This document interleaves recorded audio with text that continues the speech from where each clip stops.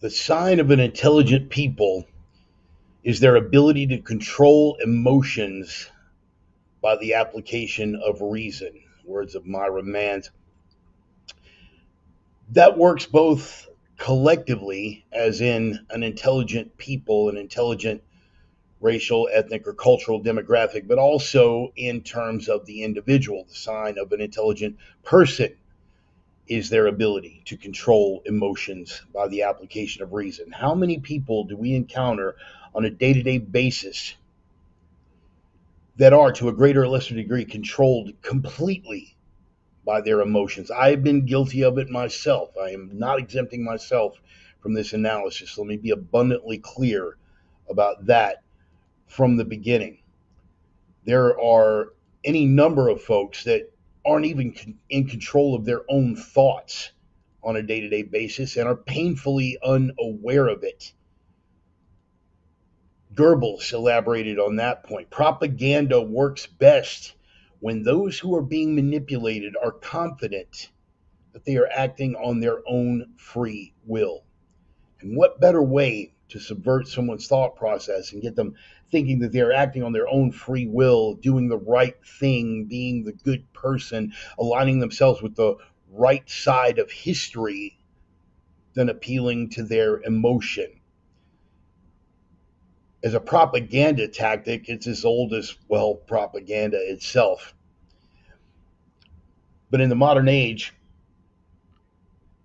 it takes on a greater gravity because the stakes are so much higher and the methods are so much more insidious.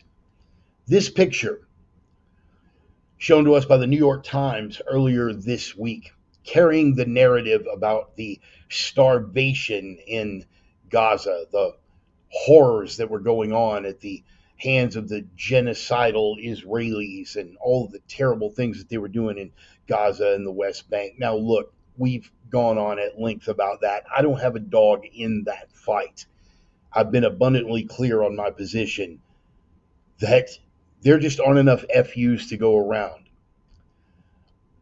But because of the nature of politics, everybody aligned on one team or the other feels an obligation to take a side. And the New York Times, predictably, has chosen the narrative that supports the side that doesn't treat us as a paycheck, but in fact wants us dead.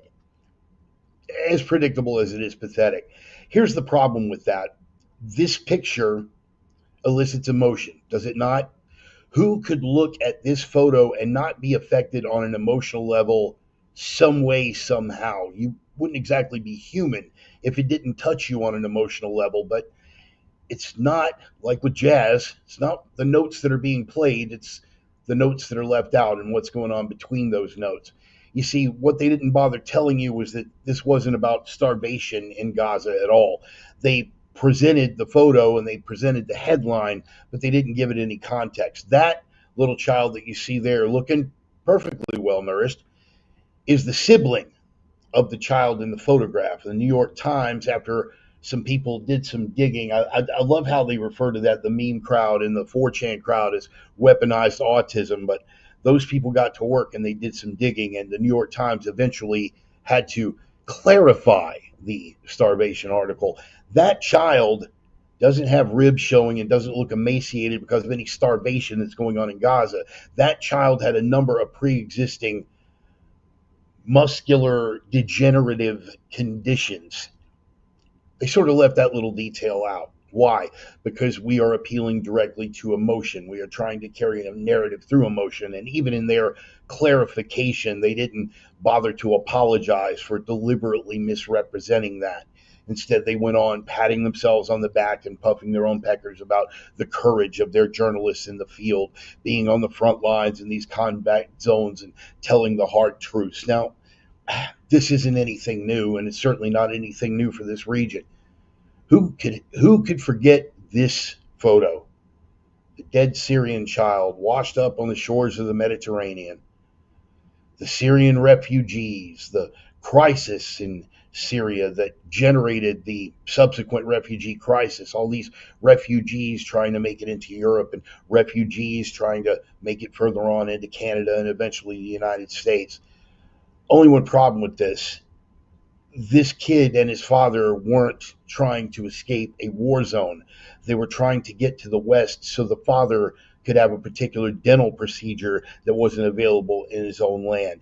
And Syria was rife with this sort of thing. We remember this photo, and of course, the kid in the back of the ambulance with the, almost uniformly muddled faces, almost as if they were trying to make these kids up to present a story. It all culminated in more tug at your heartstrings stuff, including a Netflix documentary about the white helmets. I know plenty of people, otherwise intelligent people, that were suckered in by that. It actually got my attention for a minute before I followed my own rule to do some basic digging before forming an opinion. And predictably, it turned out that fact check after fact check put these people out as just generating narratives for propaganda purposes. In fact, it was found this particular tweet. I'm a neutral Swiss, and my ideology is humanism. The white helmets obviously produce almost always fake photos and videos for propaganda. I call them spin photos and videos. There is one example posted in that tweet, and if you do a whole lot more digging, you'll find out that almost the entire narrative was an utter falsehood. It's not just the Middle East, and it's just way back when, continues to this day. They tug at your heartstrings because to present you the truth is not going to play to their narrative. It is not going to accomplish their political goals. I mean, I know we all remember the kids in cages, don't we? How the families were being separated at the border, only none of that was true either. Those isolation cages were not put in place by Donald Trump. They were put in place under the Obama administration. The photographs date back to the Obama administration. And the separation of families thing, do a little digging on that. Again, don't trust me on anything. Always fact check me. I am not your damn guru. But what you will find is what is the truth. It wasn't families being separated. Under the Trump administration, DNA cheek swabs were mandated for minors that were caught at the border that were there with adult escorts. There were DNA swabs mandated so that we can make sure that these people bringing them across weren't human traffickers. One of the first rules that got dismantled under the Biden administration was that very rule. They weren't going to separate families anymore. I mean, who would be for the actual separation of actual families? And that's how they played to the heartstrings. They revoked the cheek swab rule, however, and how did that wind up?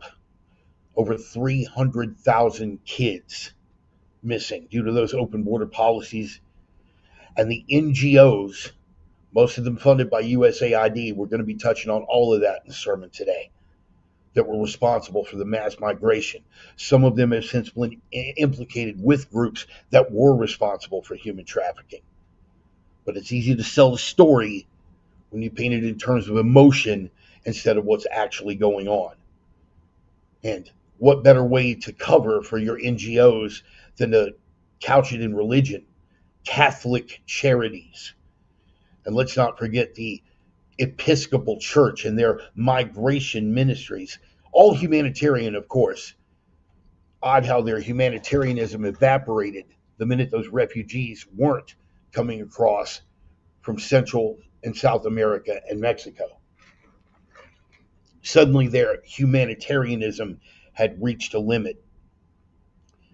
Now, any criticism of this got subjugated or relegated to the banks of that conspiracy of the Great Replacement theory.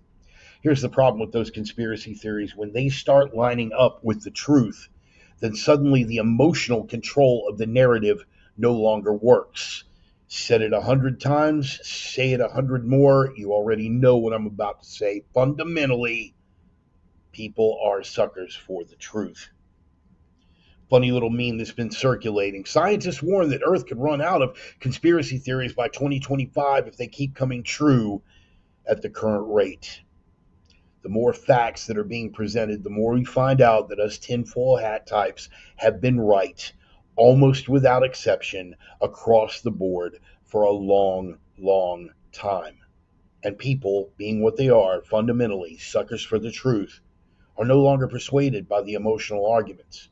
We're seeing that across in the vaccine realm.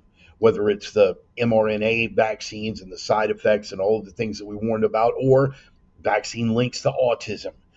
That widely debunked theory, like all those other widely debunked theories, like the bell curve and all those other things that have been thoroughly debunked. Only once people find out the facts, it's not thoroughly debunked and it's not a conspiracy theory. Some of these conspiracy theories being debunked by facts date all the way back to my childhood and my teenage years during the AIDS epidemic. And in the case of vaccines and in the case of the medical establishment, some of those same very players have been involved ever since then, including a certain Dr. Fauci that you may or may not have heard of. I'm even talking about climate change. Someone who's been alive on the planet for 56 years to see case after case after case of the emotional appeal. Don't you care about global warming? Don't you care about the planet falling apart? Don't you care about rising sea levels? Don't you care about all these things that we're trying to scare you with? It's all based on emotion, and none of the numbers line up. Now the chickens are coming home to roost. Now that they no longer control the avenues that they used to, the way that they used to be able to. People are able to do their own research. People are able to look at the actual numbers without having to run through the filter of legacy media, painting it within the context that they want, the narrative that they want delivered. It's all falling apart. From the climate crisis to the refugee crisis to the COVID crisis to the deep state and the great replacement theories. Finally, we find ourselves in a position where good people are finally able to deliver the truth about bad people. That deep state is crumbling as fast as their narrative is, and they are in a panic. Panicked people are dangerous people. We don't know where it might go from here. Gore Vidal once said about propaganda, the corporate grip on opinion in the United States is one of the wonders of the Western world. Chomsky has echoed his sentiments, by the way. These are two famous leftists. These are not right-wing extremists, although the statements that they are making, factual though they are, would be labeled eventually in this political climate right-wing extremism. The corporate grip on opinion in the United States is one of the wonders of the Western world. No first world country has ever managed to eliminate so entirely from its media all objectivity, much less dissent. Again, Gore Vidal, a leftist. Noam Chomsky, another famous leftist, echoed those sentiments. But again, because so many on the left are controlled entirely by emotion, they're unable to see their own hypocrisy. They're unable to see that they become, for lack of a better word, and pardon my language, victims of their own bullshit. Once upon a time, they were able to recognize that corporate power and a military industrial complex and a pharmaceutical industrial complex represented nothing less than what we now know as the deep state.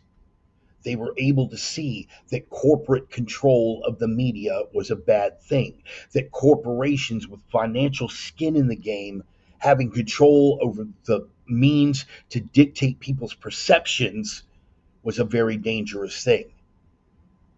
But now that their side, now that their team is in control, they didn't need blinders put on them. They put the blinders on themselves.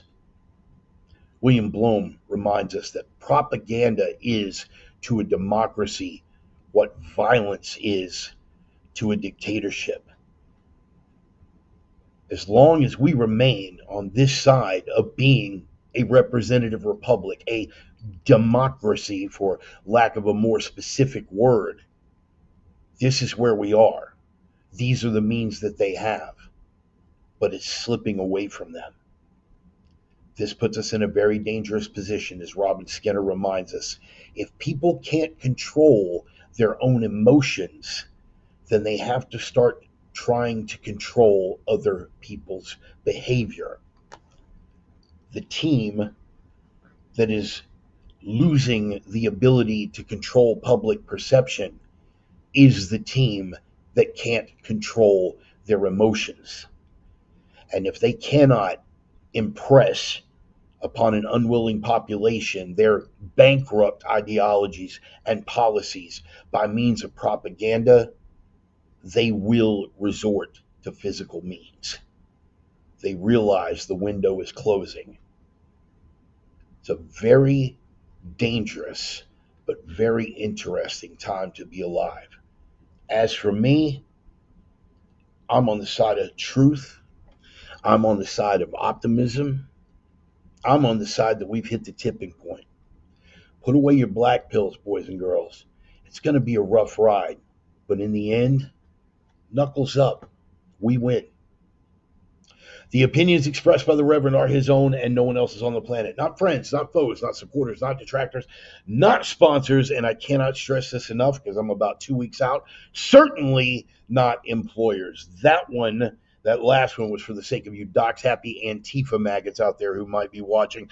Those opinions have been adjudicated thought crime in all jurisdictions. Consider yourself warned. They are coming from the heart. They are guided by the mind. They are guaranteed to rip open that unwilling maw and choke you with fistful after black latex glove, fistful of truth cock until you either change your mind or there's no mind left to change.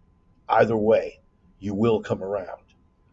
Welcome back, boys and girls. Time once again for the Sunday sermon. Happy to see you here. Oh my goodness, another week down. Lots of good stuff to get into. Going to be doing the roll call here in a second. Going to look and see who's on board. In the meantime, where's the fire people? Everybody in for the drum roll. Come on. Hard charging out of the starting gate as we always come rocking and rolling. The gut stomping rock and roll band Red Desert, from the smoldering embers and crumbling ruins of the once great American city of Minneapolis, Minnesota. The name of the band is Red Desert. The name of the track is Older No Wiser. Every week I get a little bit older. Every week you guys get to decide if I've gotten any wiser. Some weeks I do better than others. Brother Ryan on the roll call, 254 miles out. I am looking forward to hearing how you're digging it once we get up there, brother. Definitely good to hear it. I'm going to scroll it back up to the top, see which one of the usual suspects have showed up. Who won the race this week? OG Reverend's Ranger and Prophet of Doom. Good friend of mine, dating all the way back to the early 90s, Brother Dennis Weimer. Glad you made it out. David on board early. Nice to see you, brother. It's been a minute. And, of course, check it out, man. The OG Sinner Sister herself, the divine Miss Emmy. I'm looking forward to seeing you next week, hon. I am going to be rolling through Houston, so all you Houston guys, start planning on it. I'm going to be putting out the feelers. I should be there Monday through Thursday. We'll talk more about that in a minute. Speaking of Houston brethren and old school friends, OG Reverence Rangers and dear brothers in Christ, Brother Roman from opiumtales.com. That means Carrie's going to be ducked around here somewhere. Always happy to see it, man. Other brothers in Christ on board. Deacon Mark in the house, no doubt on the back porch, enjoying some adult beverages, some smokable consumables with his lovely wife, Ida. Glad you guys made it out, man. Let's see who else is on board, man. Scrolling on through. Who we got? I saw Brother Ryan earlier. I got to figure that Joel is going to be hiding in the background somewhere. Wow, whole lot of folks got on board before we even started. There's Brother Ryan. Found him, man. Here we go. More a man knows, the less he talks. Voltaire. Well, true to a degree, but if that were 100% on the level, then I should probably shut up. Maybe you're trying to tell me something, man. I don't know. Maybe that was the message. Either way, I'll take it. Brother Bill, man, glad to have you on board. And let me see who else we got. There's Carrie. I knew she was going to be around somewhere if Roman was hiding out.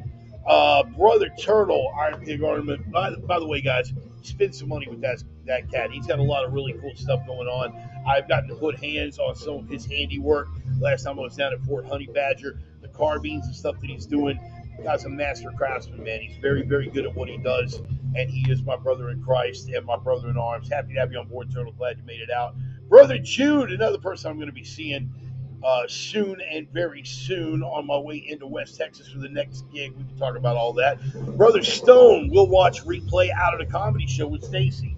Love all your Rangers and sisters. Hey, man, I'm glad you at least dipped in, brother. Glad you made it. Interested to see who you're seeing down there. Probably at I'm going to go with you're either going to be at the Improv or yeah, you're probably going to be at the Improv. Let me know who you're going to see, man. I miss comedy, bro. I really missed it a whole hell of a lot. It was I had a really good time doing comedy back in the day. It was a good thing. You see who we got, brother Wayne Sharp. Yeah, you just made it, brother. You had plenty of time. You had plenty of time, and Wayne, let me give you big ups, brother. You have been on fire this past couple of weeks. Post after post, hitting hard.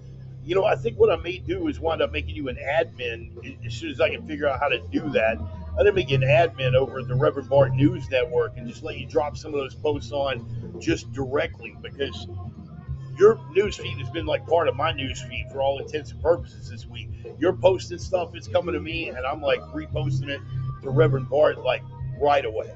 So, man, you're on fire, brother. I appreciate the effort out there, people. Get a little sip of liquid enthusiasm here, and we'll go ahead and we'll jump on into this thing. And by the way, Dennis, I'm glad that you are here, brother, because the post that you made yesterday is going to be one of our critical talking points on this particular sermon. I've been wondering how to approach it. You guys know I was very late to the game with regard to the Sean Ryan podcast. And what got me on to Sean Ryan was he had a lot of guests that were on that were talking about the Darien Gap. And of course, he was talking about it during the ass into the Biden administration. It was still just like wide the hell open. And I got the same bullet point that you did news wise as far as how the traffic is being reduced. And everything being what it was, that post that you made, I was like, yeah, man, I got to address it.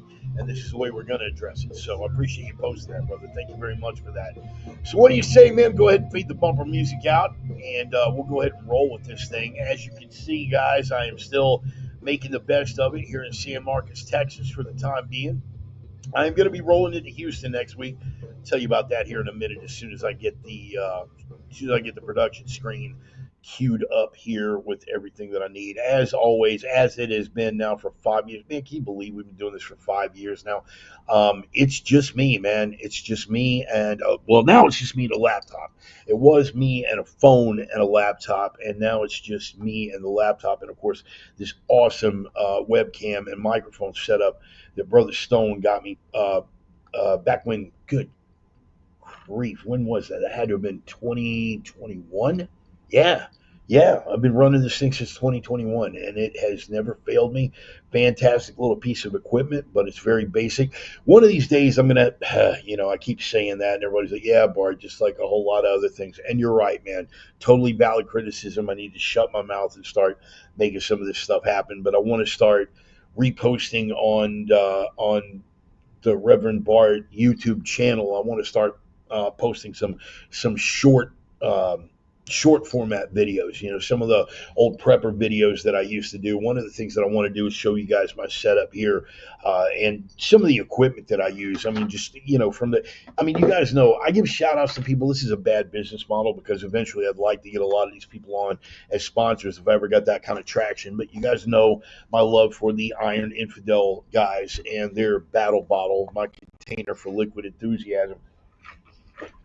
This little half-gallon jug goes with me everywhere, man. It has become an indispensable piece of kit for me. It's got it's got the clip for your keys, it's got a pouch for your wallet and a pouch for your phone. And if you don't wind up using any of those pouches, you can tuck other stuff in there. A couple of Cliff bars in this pocket and some, whatever you need. But it keeps the hot stuff hot, the cold stuff cold, and it's just a phenomenal piece of kit, and I like it. I like giving the guys shout-outs. So let's give the real sponsors, the paying sponsors, let's get them out of the way first. Which is not to say that I'm trying to play favorites, but you pay the piper, you call the tune, man. Roman, one of my oldest and dearest friends, you guys know we go all the way back to 1988. He's over at opiumtales.com. Not just him, but his lovely wife, Carrie, and, of course, Roxy, Natalie, and a bevy of beautiful women over there. Opiumtales.com, they are the erotic pinups and portraits people. He's got short fiction now that he's doing on Amazon under Roman Riva. find him on Amazon under Roman Riva. Short fiction that he's doing from Dork to Pimp Daddy's been pulled. So if you got a copy of that on your Kindle or whatever, hang on to it. But he's also got a collection of his watercolor work, Roman Freely. Dude's one of the most creative guys I've ever known in my life, and that it's that way across the board. He's a musician, he's an artist, he's just an all-around really cool guy, and he's been a supporter of me through some of the worst times in my life, and a supporter of the program from day one, and constant encouragement. So I really want to give a shout out. Take care of the people that are taking care of the program. And I'm talking about Roman and the folks over at opiumtales.com. Also, the testosterone-driven commentary over there is well worth the price of admission. So get on over and check them out. Also, Casey and Dusty Tellison, my Viking brothers, over at Nordic Smoke Barbecue, the only legit barbecue in the Inland Northwest.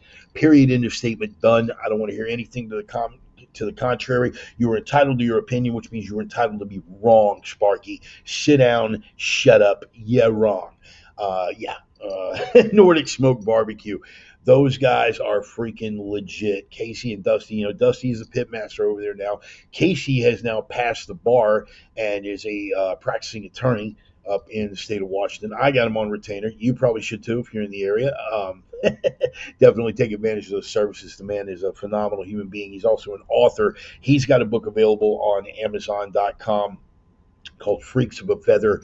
It is a combat memoir that started off as a suicide note, and that by itself should be all I should need to tell you. You guys are a phenomenally talented writer, and if you're after the barbecue, you guys got to find it. The Long Ship, man, talking about their big smoker trailer. The Long Ship is out and about, sailing the asphalt seas, man. They are setting up. They are doing catering gigs. If you are in the Spokane area, check them out on social media. Get out there and get some of that barbecue, man. I can tell you, anybody over here, I got to point that way for the anybody over here in the comments who has had Nordic Smoke Barbecue, they will tell you, man, it is the real deal. So take care of the people that are taking care of the program.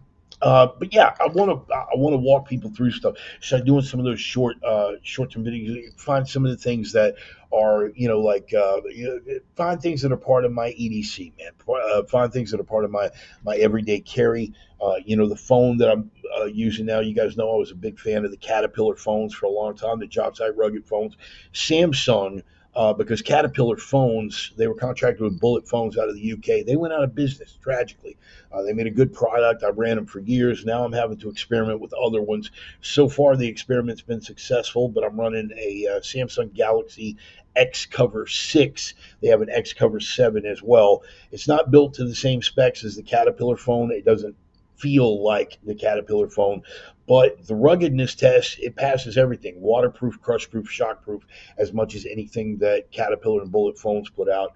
And, I want to tell people a little bit about these, man. I want to do some demonstration vids, sometimes just from just things that are part of my EDC, the blades that I carry, the Columbia River blades that I run for years and years and years.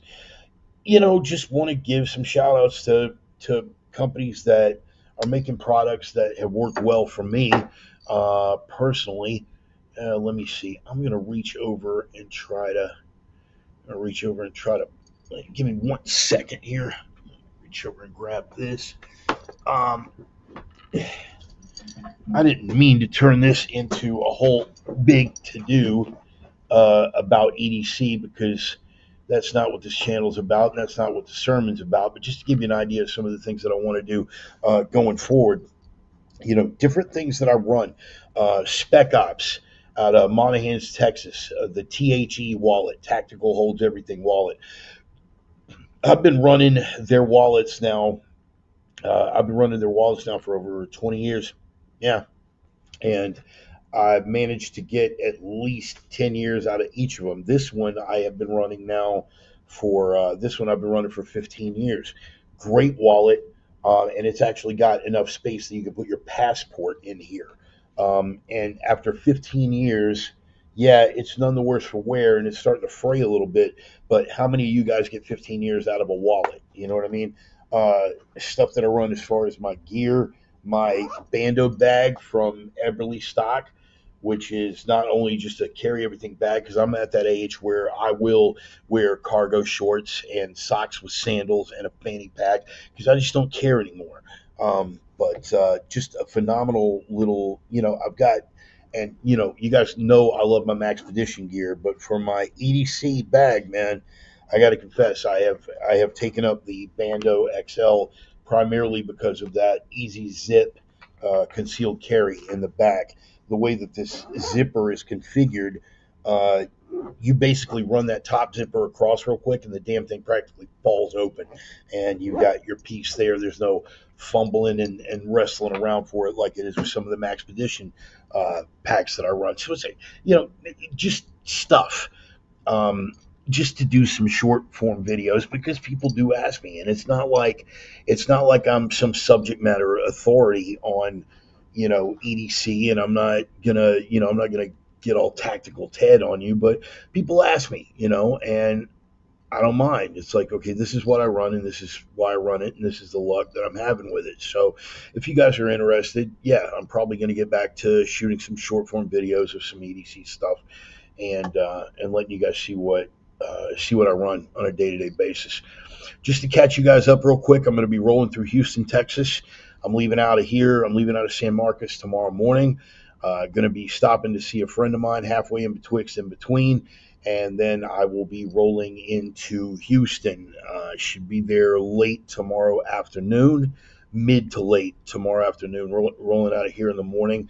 So, guys, I've already posted to my personal page on Facebook. If you guys want to hook me some time, there are some people that I am going to be seeing specifically that have put in requests, and anybody who I can't manage, because Houston is a very, very big place, man. I got guys on the north side. I got guys down near Needville. There's no way I can make it to individual visits with everyone, but at least one of those nights I'm going to be holding court at one of the cafes down in Montrose, either Empire or one of the places like that, and I'm gonna announce that. And anybody who wants to come out and say hi, I would love to see you guys. I really would love to see you guys. It's been too long, man. It's been too long for a lot of you. So yeah, I'm gonna make it out. That's plans for this week. As for tonight, what do you say? We just jump right on into these things. What's that? Right. I could, Ryan. And I appreciate you offering. I really hadn't thought of that because I just didn't want to presume on you like that. I'm just thankful for you offering the place. But yeah, I mean, if you're okay with that, yeah, if you're okay with that, that might be an option. Um, I mean, it's centrally located enough right there. I mean, it's right there off of North Main. So yeah, yeah, possibly, yeah, that could be something. That could be something. That could be something. Yeah, all right, yeah. We'll talk a little bit more about that this evening. Yeah, I'd be all right with that. Sure. Thank you again for offering. See, this is. I love having the people that I got. I'm blessed, man. I'm just so freaking blessed with so many. What's that? I got a little bit of history here. Yeah, a little bit. Emmy, yeah, I was saying you miss gearing people up. Yeah, more Gander than Academy. Academy is more sports. Gander is more outdoor gear. Yeah, I do remember, man. I remember when you were over at Gander Mountain. Gander Mountain is the one that I always forget. They were like the big three.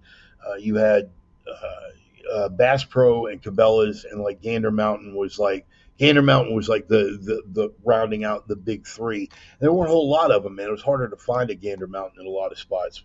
Remember when you were doing stuff. I remember coming in and purchasing a few things from you over there in I think was it Academy or Bass Pro or Gander? Was it I can't remember. But yeah, you've been at that for a minute. So yeah, short form gear reviews, things like that I'm going to be doing. I will be in Houston next week. All right, back to the flow at hand. Let's have a look here. Um, USAID, NGOs, and the Darien Gap. All right, let's talk, shall we? There was a post, and I'm gonna pull this up separately. I'm not good with like screenshotting things and whatnot. I'm really kind of useless when it comes to that spot. But I want to pull this post up from Dennis Weimer. I'm going to pull it up and I'm going to read it word for word, and then we're going to get into the actual meat of it. After I scroll past all the Badger posts and everything else, the Darien Gap, guys, is right there along the Panama Canal, border between Panama and the border between Panama and Colombia, and that has been and largely cartel controlled. The canal zone itself is largely controlled by China. The areas around it are controlled by drug cartels on all sides, and this is the way that it's been done forever. But a memo came from the Department of Homeland Security, and this is what Dennis had to say about it. Stay with me here. From 82,000 to 10 in less than a year. Not only does that prove that our actions are working, more importantly, it disproves the loudest leftist talking point that these are refugees. There are 8 other countries between the Darien Gap, counting northern Panama, that was a good observation, by the way, and the United States. If these people were fleeing for their lives, they have other options and would gladly take them. But they're not. It's not worth the trip if you can't get into the place with all the free shit. So spare me the refugee babble. It just ain't true. Backing that up, U.S. jobs are up while foreign jobs are down. So apparently Americans will do those jobs that they said that we wouldn't do. So let me tell you about the Darien Gap. Darien Gap is beyond human trafficking. It's been a primary checkpoint and touchstone for the movement of drugs, for the movement of weapons, for the movement of uh, what's euphemistically referred to as human capital. That's what's coming through the Darien Gap. They're bringing it all up through the Darien Gap. Now, keep in mind the policies that Donald Trump in his first term had in place. The Remain in Mexico policy, where we're not just going to let you in and like catch you and just like release you in the states and give you a hearing. No amount of incompetence, no amount of incompetence can justify what happened during the Biden years. Let me just say that from the outset. There is no other reason for the policies that existed under Biden other than to flood this country with the third world, to dilute the labor force, to dilute the voter base, and to create chaos. There is no other legitimate explanation for that. None. None. Step down off your emotional high horse, okay, and let's get down to the brass tacks of logic, okay? You're not vetting these people. We are a nation of immigrants. Ellis Island, Ellis Island, we had a shade over 12 million over 60 odd years. We did 9 million in 4 years under Biden. Ellis Island, they were vetted for violent criminality, vetted for family histories, vetted for political connections with things that might be detrimental to the United States, vetted for disease, vetted for all manner of things. It is not the same thing. They know it, but what are they appealing to? What was the entire opener about? The appeal to emotion. It is the same thing that is being used for all the rigmarole surrounding and nonsense generally surrounding the push against the mass deportations. It's all emotion, okay? It's all emotion.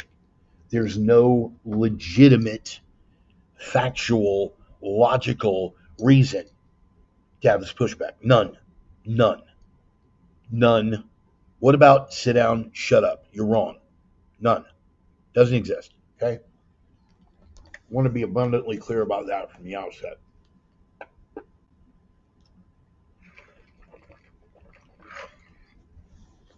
USAID recently shut down. Okay. What did they say about USAID and why was it so important? It was that soft diplomacy. That's what we were told. It was an outreach. And my God, it was started under JFK. How could anything be bad that was started under John Kennedy? It was started by an executive order. It could be rescinded by an executive order. No legislative process required. The funding for USAID can be rescinded by executive order. No legislative process required. These are the realities of it. The same propaganda machine. You can't, JFK, appeal to emotion, right? Soft diplomacy and reaching out and making things better for underprivileged people in the third world, appeal to emotion. What they are doing is they are taking your own thought process from you. They are planting seeds in your head, letting it boil over. You have one narrative about what is going on. We did a whole sermon, and maybe it's time to do another one on the power of propaganda and the insidiousness of propaganda and the methodology of propaganda. Okay. They are hijacking your thought process. They are planting okay, close your eyes for a minute. Everybody, close your eyes for a minute. I'm on this side of the screen, so I'm not going to be groping your groceries or anything like that. Just close your eyes for a minute. Okay. Now, I want you to think about. I don't even need to finish the sentence, right? I don't even need to finish the sentence. I don't need to tell you what to think about. Your mind is already geared and painting a picture. But let's extend it a little bit further, okay? Close your eyes again. Close your eyes again. A child riding a horse. Okay, stop there. A child riding a horse. Depending on your background, depending on your thought process, depending on your political ideology, depending on your gender, depending on your gender identity, depending on your gender preference, everyone is going to be formulating a different idea of what that child looks like and what that horse looks like. Not only that, your brain's going to take it one step beyond that and start painting a picture over where we're riding that horse, right? Some of you out there were picturing a white child, even the age of the child, right? It's all subjective up here. So an adolescent. So you had an adolescent riding a white horse on a beach. Some of you had an adolescent riding a white horse through a desert, and the horse had no name. Never mind. Maybe listen to a classic rock station. Whatever. You get the point. What they are doing with their use of words is hijacking your thought process to put a narrative into your head. Now, if I get in and I give you all the relevant facts, okay, and I say, close your eyes, okay, I want you to think about a white prepubescent child riding a Shetland pony through the desert with a mountainous landscape in the background, right? Now I'm giving you relevant facts. Now I'm putting it exactly where I want this to be. But if I just repeat the same amount of vagaries, eventually there's one thing that's going to settle into your head. There's one narrative that is going to settle into your head. You're going to do that. And, this is why it works so much better. Let me go back to the opener, guys. What did Goebbels have to say about that? What did Goebbels have to say about it? Propaganda works best when those who are being manipulated are confident that they are acting on their own free will. They legitimately believe that they were in control of their own thought process. So when you hear things like separating families, there's a very visceral nobody, no civilized human being is like, yes, we need to split apart families. That is the best thing that we can possibly do is to take children away from their parents. Nobody believes that, right? So that's an easy one to pigeonhole. Well, you don't believe in separating families, do you? but they don't give you the relevant facts, is that families are not being separated. And in cases where families are being separated, it is because of something illegal that is being done by a grown up. You guys remember the Tom Homan speech? It's like, well, what if deportation is going to separate families? Families can be deported together. If the parent is not a citizen, again, and the whole argument on birthright citizenship. Let's get back to the Darien Gap, and let's get back to USAID and all these other things. The way that they sold USAID was soft diplomacy. It was money that was given out, right? Just given out of a general fund with little to no oversight. And it was given and dispersed among NGOs, non-governmental organizations, right? Now, non-governmental organization would tend to indicate that this isn't something that is doing the will of a government or a faction thereof. So what are some of the NGOs that we're talking about? All of them. When you go down the line, and you can do your own homework on this, you get a total list of all the NGOs that were funded under USAID. All those NGOs that were funded. Look at the politics and political affiliations of every single one of them, without exception. And a lot of these NGOs, members on the board included George Soros, Chelsea Clinton. You guys will remember a scandal that erupted right at the end of the Biden administration. And again, I don't blame Joe. Joe didn't know what planet he was on. But the people who were in charge, the people who were running the administration, Barack,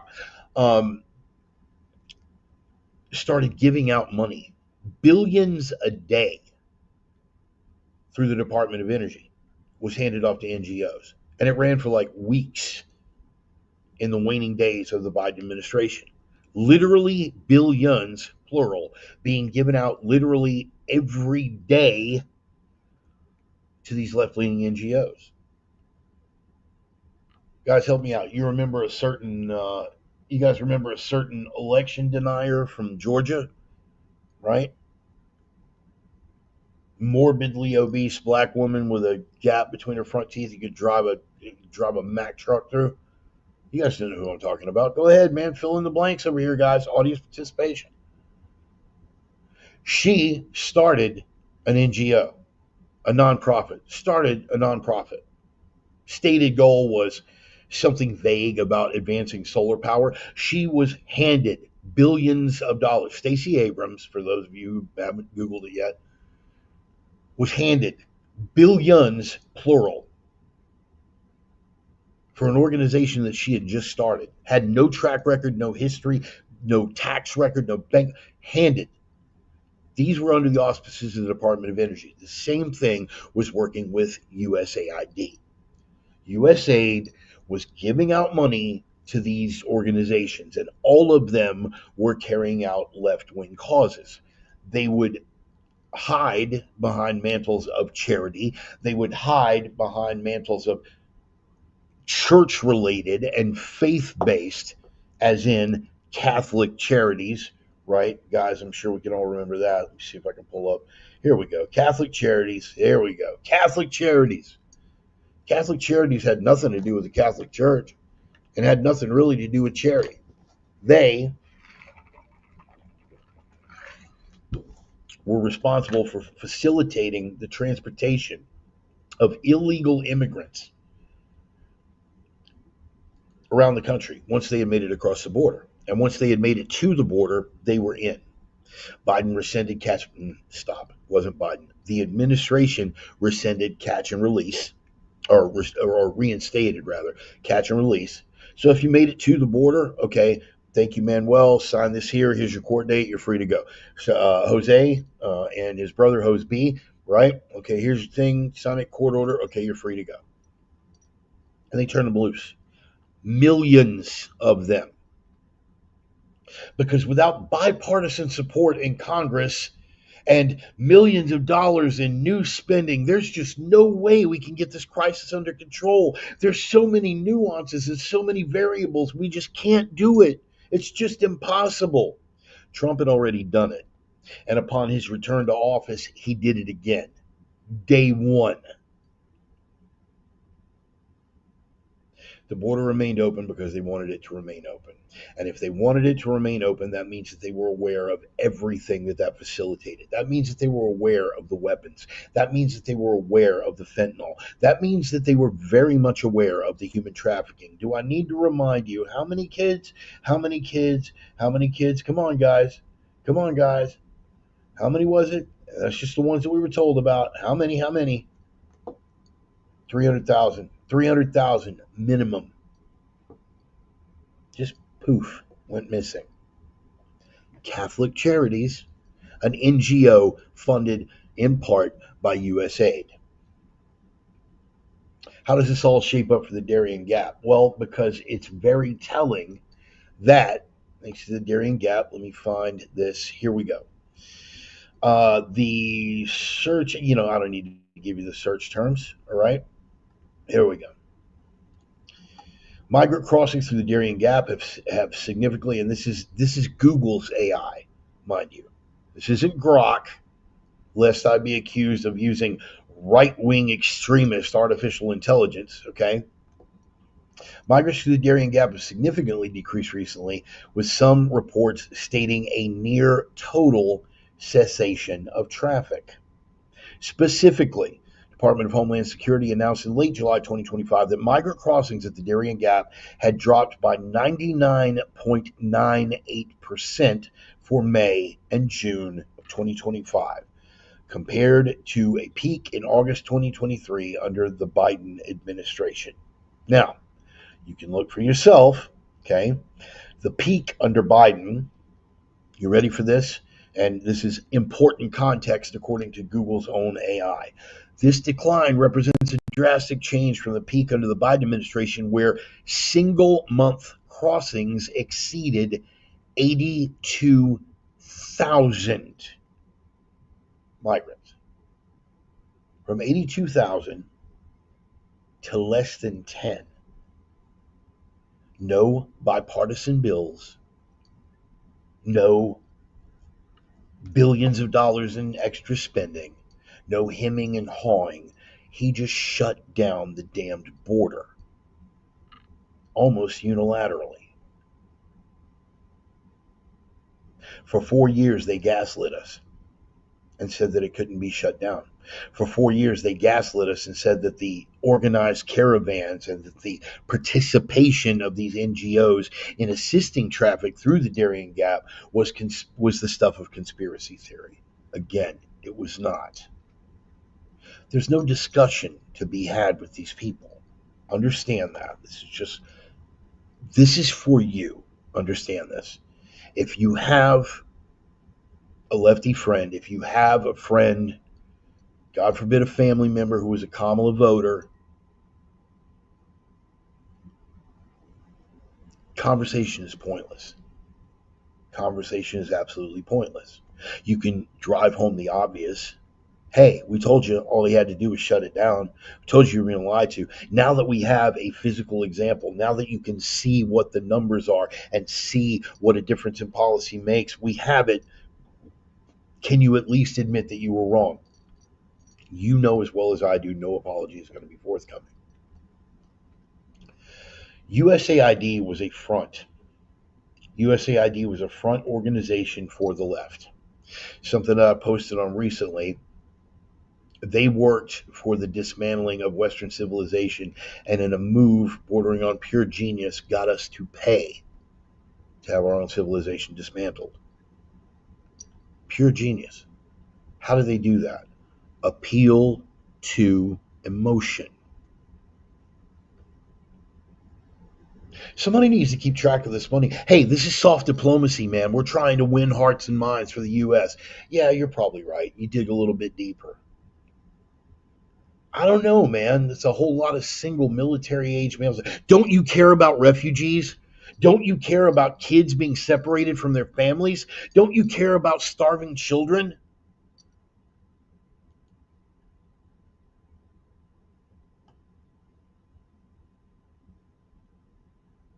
Don't you care about starving children? Don't you care about refugee kids drowning just trying to escape a war zone or find a better life for their families? Don't you care about these kids whose lives are being torn apart by war? Don't you care about kids in cages? Don't you care about family separation?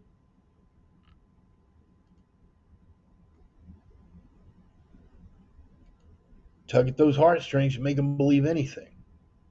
You guys starting to understand how this works? This is a nonstop strategy. It hasn't ended, hasn't even slowed down. You need to be aware of what is going on because they're not about to stop. When I said that Trump was a 4 year stay of execution, this is exactly what I meant. They're going to do their damnedest. Now, I stay Christ pilled. You understand me? I stay Christ pilled. No matter what the world does, the world is going to do whatever the world is going to do. Your world only has to be as screwed up as you allow it to be. You guys still tracking with me on this? Good. You need to remain aware. You need to take every opportunity to let something play out if it's a teachable moment. If somebody asks you, hey man, I've been looking into this and this doesn't seem right, that is your opening. Maybe you'll get somebody who is actually looking to expand their mind a little bit. Maybe you are looking at someone who is actively seeking the truth. I'm gonna call him out because I love him. It's been a minute. I should probably call him tonight. Actually, Andrew Rivers. Andrew Rivers, comedian friend of mine. When we met, he was opening for Christopher Titus in Tacoma, Washington. Right. I took a liking to the kid. You guys have probably seen the bit that he does about his friend with the bomb shelter. You guys have probably seen that comedy clip. Still out there. It's got like millions of views. Went semi-viral, made me internet famous for a minute as bomb shelter guy. He was as liberal as they come when we met. I mean, like in the echo chamber, like Matt Von Swole on Twitter, the guy I was talking about last week. As liberal as they come, totally in the echo chamber, totally in the bubble, believed everything. But he had one good asset, and that is one of those crazy right wing extremists in his friend group. That when something wasn't making sense to him, he was like, hey, man, okay, this doesn't add up. I'm going to talk to Bart. Bart seems like he knows some stuff about this. And I would say, now, we still don't agree on everything. We still don't agree on most things.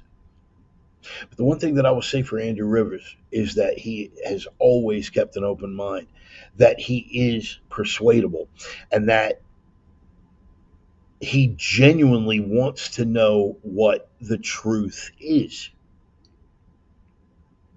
He's come around on more than one thing where he was previously convinced one way. If you've got people that reach out and ask, do not miss an opportunity. Okay? But be careful how you approach people.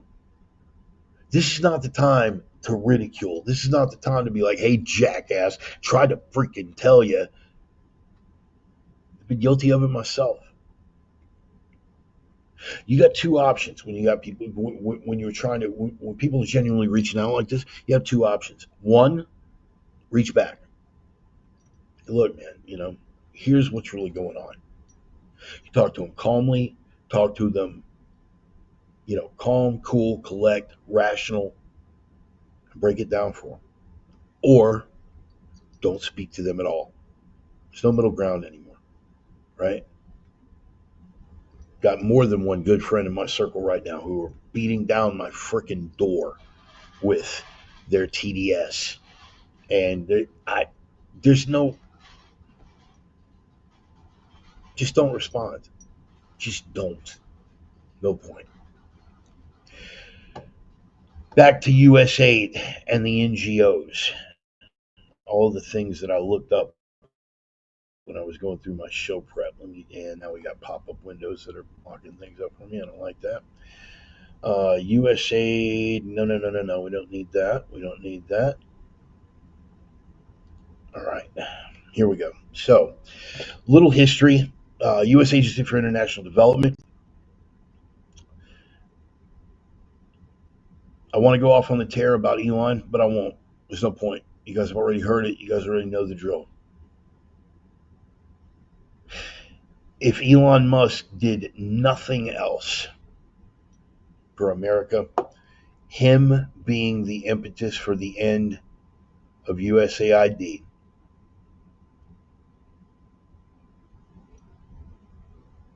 will have been worth the price of admission.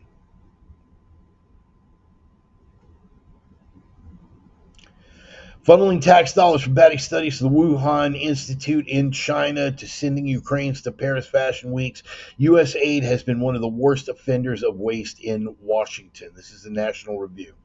Agency charges roughly 50 to 60% for negotiated indirect cost rate agreements, which is Washington speak for shady contractors lining their pockets through overhead costs and charging taxpayers for fancy dinners.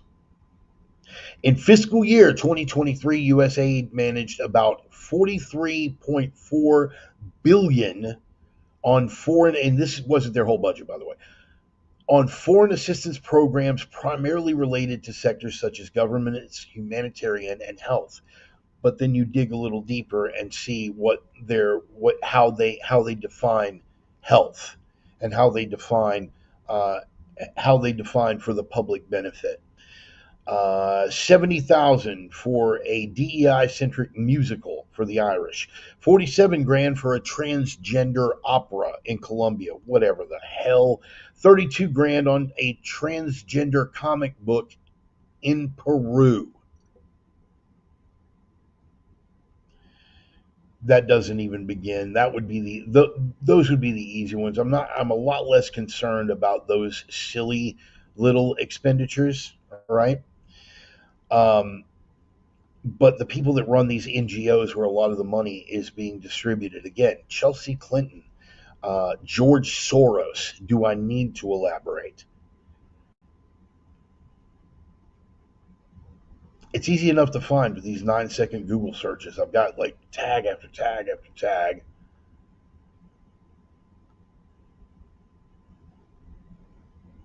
The BBC was said to have received 3.2 million during the 23-24 financial year. That money didn't go to its news operation. It went now this is the fact check. Who said that it was funding left-wing media, right? Oh, no, that's not true. Yes, they did give 3.2 million to the BBC, but that money didn't go to its news operation. It went to BBC Media Action, which is an international charity, part of the BBC family, they say, but that wasn't paying for news. It went to a charity. It went to an NGO.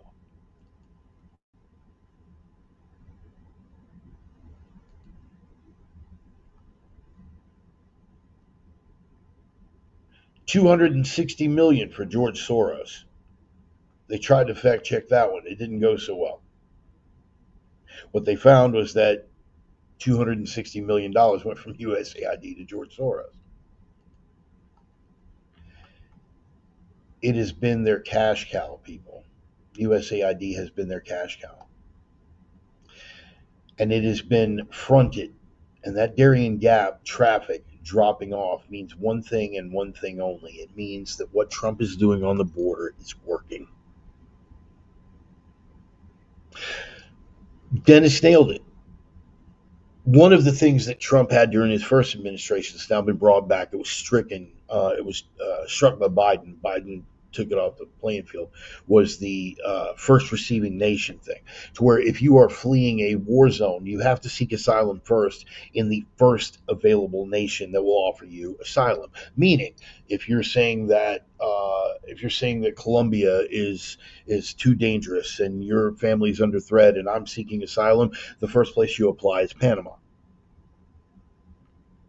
You understand how this works? It was never about them fleeing war zones. It has never been about them fleeing war zones. These are not families that are coming across. These are single military age males. This is not subject for discussion anymore. This isn't we have a difference of opinion. This isn't Well, you see your things and I'm living my truth and my lived experience. No, no, stop, stop. This isn't about your truth, my truth, lived experience, or any other damn thing. People inside the United States deliberately tried to undermine the United States. They persist in doing so. Darien Gap is wide open. All of these NGOs were involved in the Darien Gap. Why is nobody moving through there now? Because the money's not there. Wait a minute, don't these families pay the cartels to treat it? Has anybody stopped to ask that question?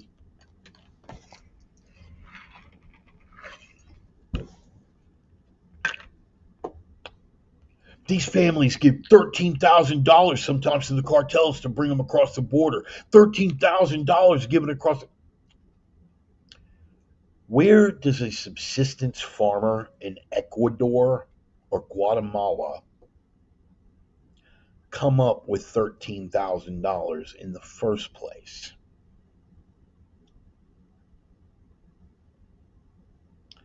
Families weren't paying the cartels to bring them across.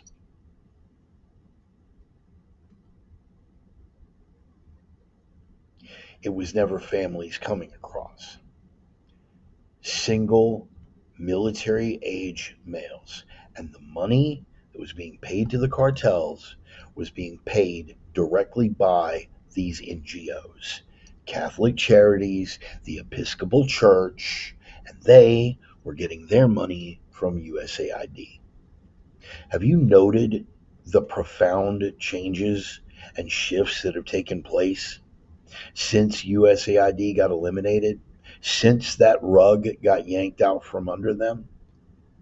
Have you noticed the television programs that you could never figure out? And you've heard me ask this before. How do this is a commercial model. You need ad dollars. Nobody believes the BS that you're pushing. Nobody is watching your show. And yet the ad dollars keep running in. Colbert was losing $40 million a year. The View in the hole. Maddow in the hole. How are they still on the air in that horrible capitalism? They're always wondering, how are they still on the air? Where is this money coming from? Well, now it seems we found out.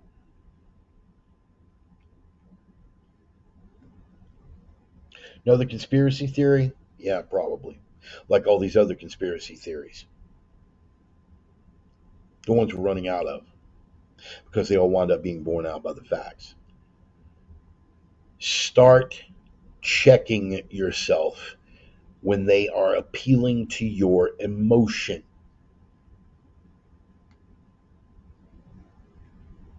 The right does it as well.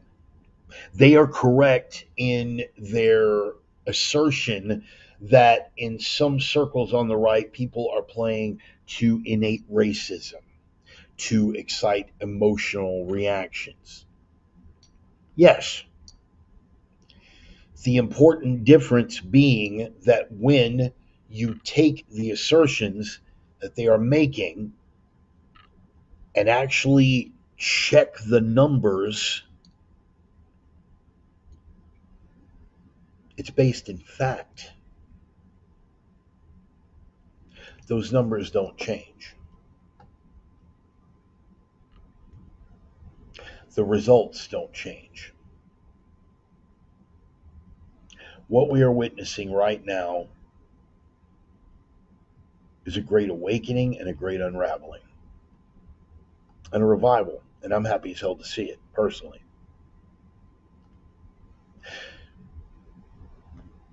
The West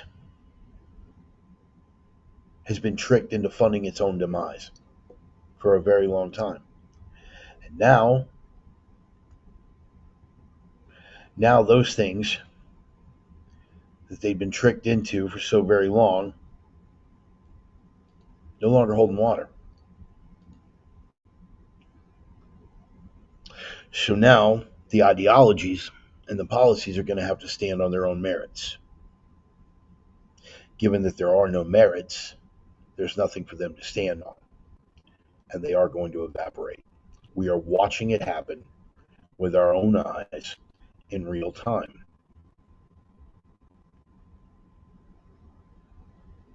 And it will continue. Right now, we've stopped the valve, we've shut off the valve of it coming in.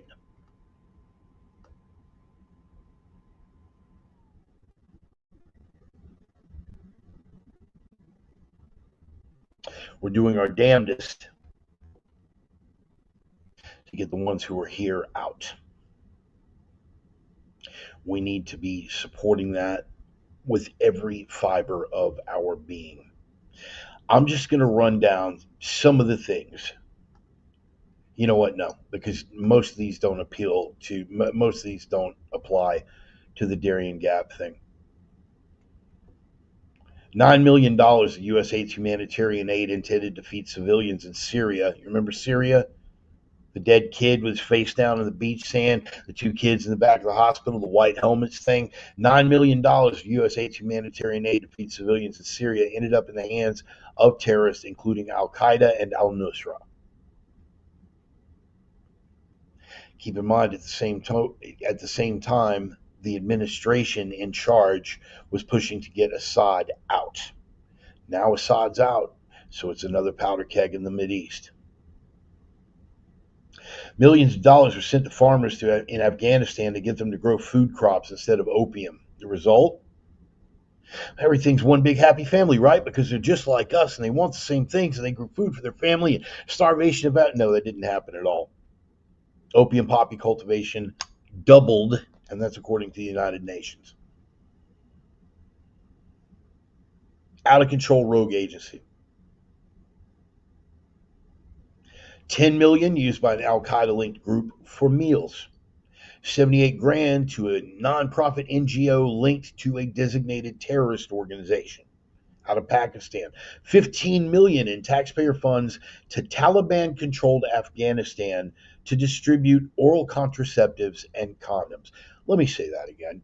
15 million to Taliban controlled Afghanistan, a Muslim country, to distribute for oral contraceptives and condoms.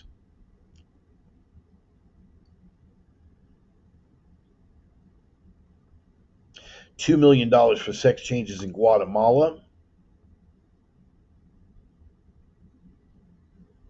$2.5 million for electric vehicles in Vietnam, $1.5 million to advance diversity, equity, and inclusion in Serbia, $6 million to fund tourism in Egypt.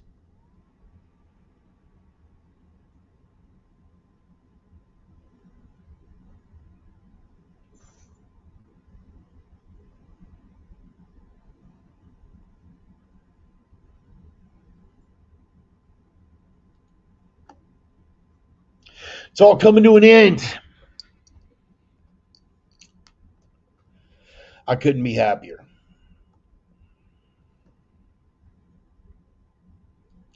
Darien Gap, seeing the traffic bottom out. Do you think it's gone away? Are you that naive? Do you think it's gone away? Or are you that naive?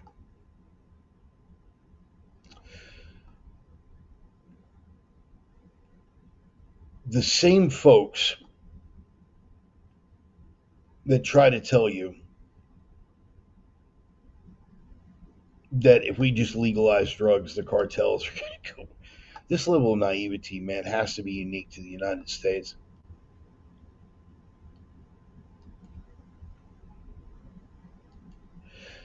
But now that their options are running out, people become desperate. And when people become desperate, people start to do very, very bad things. They're not going to roll over and play dead. Ultimately, it will get to a point where appeal to the public won't matter anymore. They'll just go straight up authoritarian. They'll seize power. There'll be a coup in line with fifth generation warfare. They'll activate sleeper cells, any of these things. But for the time being, Let's count our blessings, man. Count our blessings. Everything that they said was wrong. It was never about refugees. It was never about them fleeing war zones, fleeing combat zones, any of the above. It's never about that.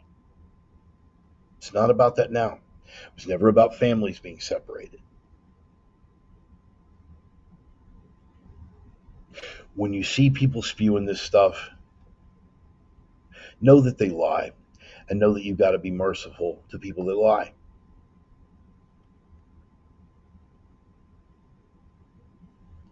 Yep.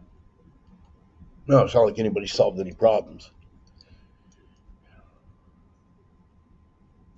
All the money that we saved got spent, all right? Got reallocated. You're right about that.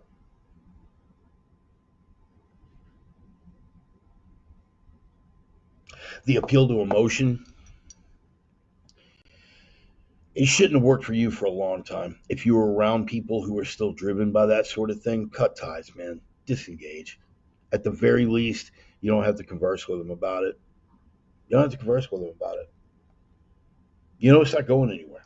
Shut up. Don't have the conversation. No point. Find someone else who's interested. Talk to a like-minded or kindred spirit. You're not changing any minds anymore. You're just not. So that's that about USAID, NGOs, and the Darien Gap. Let's talk about let's talk about Cincinnati for a minute. Let's talk about Cincinnati for a minute. You guys saw it. Jazz Festival. Jazz Festival downtown Cincinnati. A couple of white guys beaten by a mob of angry black men. Stories as old as the hills, as is the response. But again, that comes back to appeal to emotion as well, doesn't it? My favorite defense has got to be one of the white people said the N word. Okay.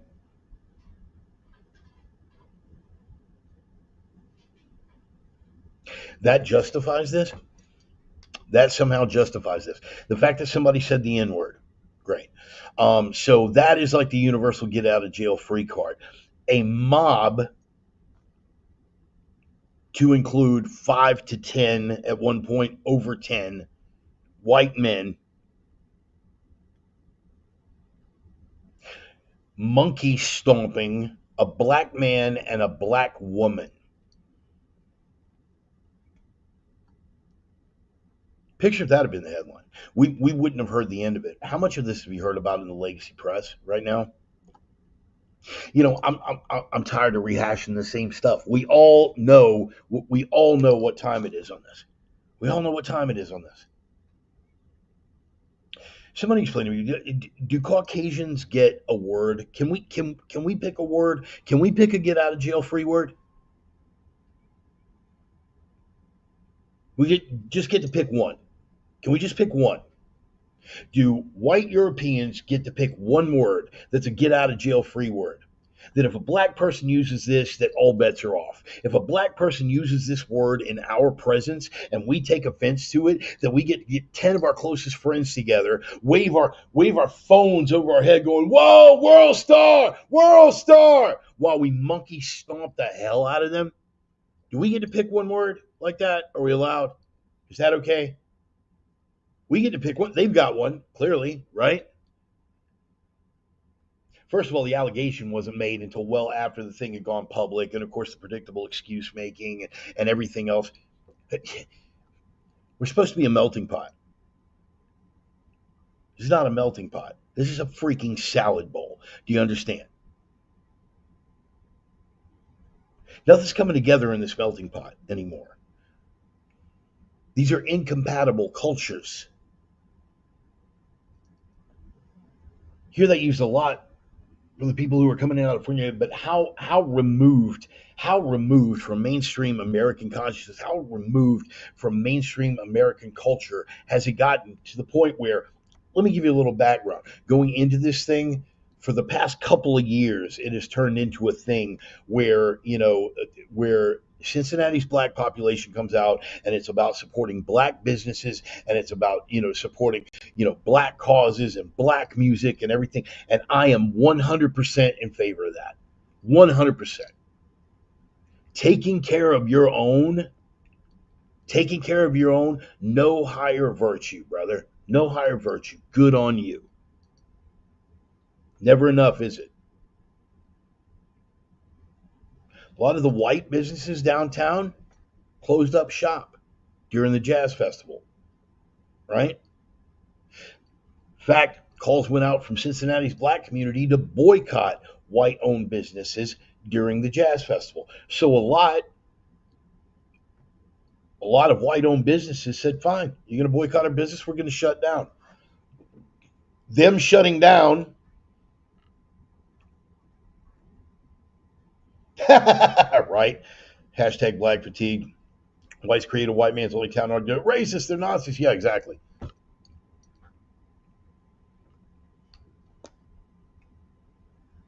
Because they shut down, because they were being actively boycotted, that became proof of their racism. See how racist that business is? They closed down during the jazz festival. They don't want black people's money. No, dude, you told us last year you're boycotting all white-owned businesses because we're all bigoted. Yeah, see, well, we told you were bigoted. What's your proof of my bigotry? See, you closed down during the jazz festival. I closed down during the festival where you guys were boycotting my business. Yeah, like the bigots you are. Okay. Now it's crossed the threshold into actual physical violence. And of course, it was the same thing. Cincinnati police chief, another DEI hire, a woman, okay? I've met one woman in my, no, I take that back. Two women in my entire life that I've met that have any business running a police department. But there she is in all her glory, scolding the media for reporting it. You guys only presented one side of the story. What other side is there? Somebody explain to me where the context argument comes into play on this one. Somebody want to explain that to me? What is the context? What is the side that's not being presented of a black mob stomping a white woman's head into the asphalt? Where's the context on that one? And while we're here, feminists, where you at on this one, ladies? Where you at? Because it seems to me like if there was something that should have put you in an uproar, it would have been the fact of any group of men stomping any woman's head into the pavement. But once again, we're into that intersectionality where the left becomes victims of their own bullshit. There's no virtue. There's nothing. There's nothing. And this all is based on what? Emotion. The appeal to emotion. That is the entire vibe.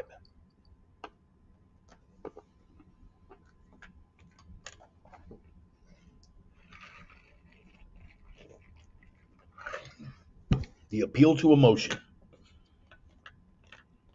If you look at the logic, a group of men stomping a woman's head into the asphalt is wrong, regardless of what the hell she may have said or done that didn't involve a weapon.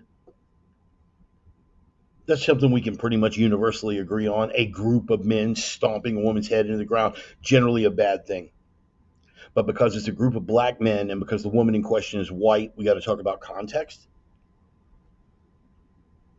A mob of anyone descending and assaulting a pair of individuals and beating them within an inch of their life, generally understood this is a bad thing. But now that it's a black mob descending on a white couple, that we got to talk about context.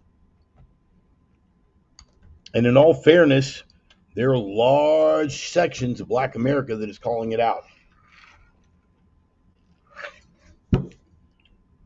high profile Black America calling it out. As well, they should, because it's indefensible. What I'm wondering is how the hell we got to the spot in the first freaking place. Ryan, that was the hashtag. Yeah, when do the Asians and the Mexicans get their moment? Yeah, exactly. Black fatigue becomes such a cultural phenomenon that it was a white guilt, Bart. Duh. Yeah, I know, man. I know. Terrible, terrible. Just a few months ago. Yep. Wakanda forever. Wakanda forever. Asians only seem to get mad when you come for their stories. Otherwise, don't listen to the noise. Good lesson there. Yeah. Yeah, when you come for their stores, yeah. Other than that, they don't. Yeah. Yeah.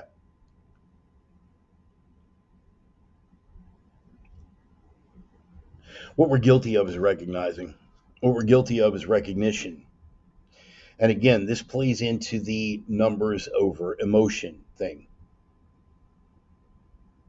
Black Lives Matter. Okay, Black Lives Matter as a factual statement that stands. Black lives certainly matter. That's the appeal to emotion. The fact of the matter is that Black Lives Matter is a Marxist organization that is hell bent for leather and avowedly so against the nuclear family, against Christianity, against everything that America stands for. Now, if you put that in front of the average middle class American, they're not going to have it. So you appeal to emotion.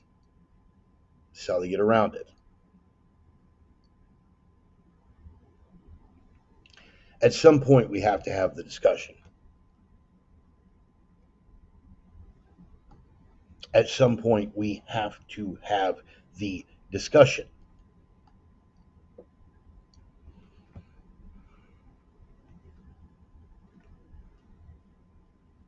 You guys ever read Wrath of the Awakened Saxon?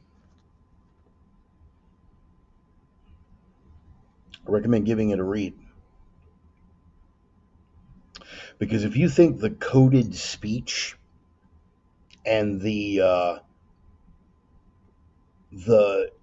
political shift to the right is bad now,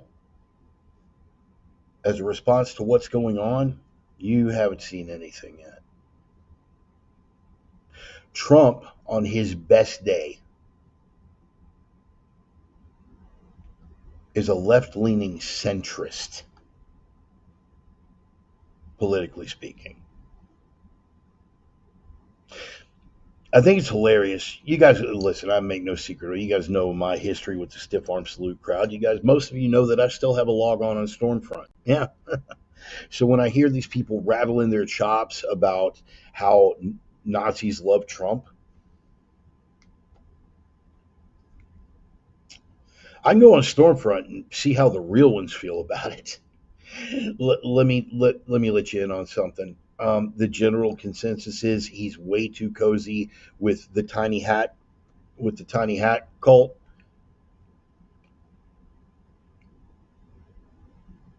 They don't like it very much at all. If you think that is far right extremism, God help you when it comes around what you are actively unleashing by refusing to have this conversation now. You created this monster. I'm not talking just in Cincinnati. I'm talking nationwide. The left have created this monster. They have pushed from day one to make identity the number one concern for human interaction. And now they're complaining because because what we've always known, the left has always been the more violent of the two factions, and now it's starting to manifest. That shooting that happened in New York City last week. While we're on the subject of media lies and appeals to emotion, do you guys remember what they called that guy? Do you remember what CNN said about him in the first report? Even as they were showing pictures of him walking around, and we could see with our own eyes that it wasn't true. What do they say? A male, possibly white. Turns out he was a black guy with some Asian. He was a black Asian biracial man. A male, possibly white, whatever. But he was a leftist. And the thing that still hasn't really been played to, one of the guys that he shot was a high-ranking guy for BlackRock. That's right, private equity firm that's been buying up houses and things like that. You remember another corporate CEO got whacked a while back from a leftist lunatic. Now listen, you can feel however you want to about it. Let me state for the record how I feel about it, that when we get to the point where you're killing CEOs, just know what you're doing. Okay? If you're asking me my opinion on it, I don't think we're there yet. I don't think we're there yet. I think when you get to that point, you better be willing to go knuckles up. You better be willing to go knuckles up for everything that entails. You had better be willing to strap on the armor and take it to the streets like RF freaking then.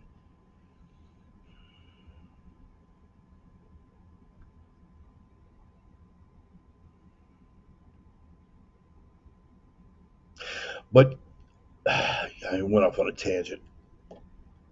The left has created this monster. Anti-capitalism, anti-whitey, anti-billionaire, anti-this, anti-that. And now they're attacks against ICE agents are up over 800%. You understand that? This is like open shooting attacks against federal agents trying to enforce the law. Now, here's the thing. Funny. The crazy right-wing extremist didn't do that to ATF agents after Waco. The crazy white ring extremist armed to the teeth didn't do that to ATF and FBI agents after Ruby freaking Ridge. But regale me again with how we're the armed lunatics and the violent threat. Open attacks against federal agents because you've convinced them that they're fighting Nazis. And if you were, in fact, fighting Nazis, what wouldn't be justified on a moral level? Do you understand? This isn't a melting pot anymore. You have taken any prospect of a melting pot and turned it into a freaking salad bowl. Nothing mixes. Oh, wow, a woman got beaten down by a mob of men, and the feminists should go, oh my God, there's a cause we can get behind. Yeah, but the men were black. Oh my goodness, intersectionality. We're white, and what race is the woman? Oh, she was white, so we're oppressed. No. I can't get behind that. I can't get behind punching some Nazis, though. I can definitely get behind punching some Nazis. Well, here's some Nazis. Here's some Nazis that we're giving taxpayer money to. Well, that's not going to work. Yeah, they're over in this place called Ukraine. Oh, Ukrainian Nazis. See, that's different. This is the final result when it all becomes about emotion. It's all based on your emotional reaction. It's not based on what's actually going on, what people actually see, what's actually happening, what people actually represent. It's not about that. It's about how you feel about that particular group or that particular demographic. And more to the point, in line with the opener, what you have been programmed to feel about that given group.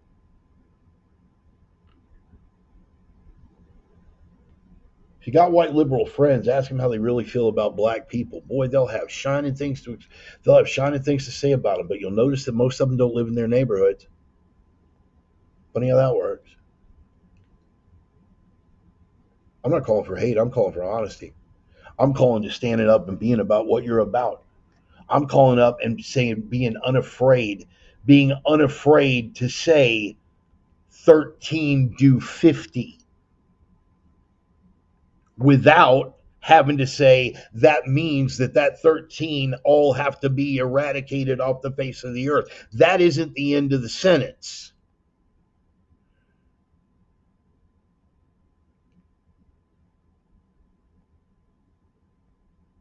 But things like this are going to keep happening.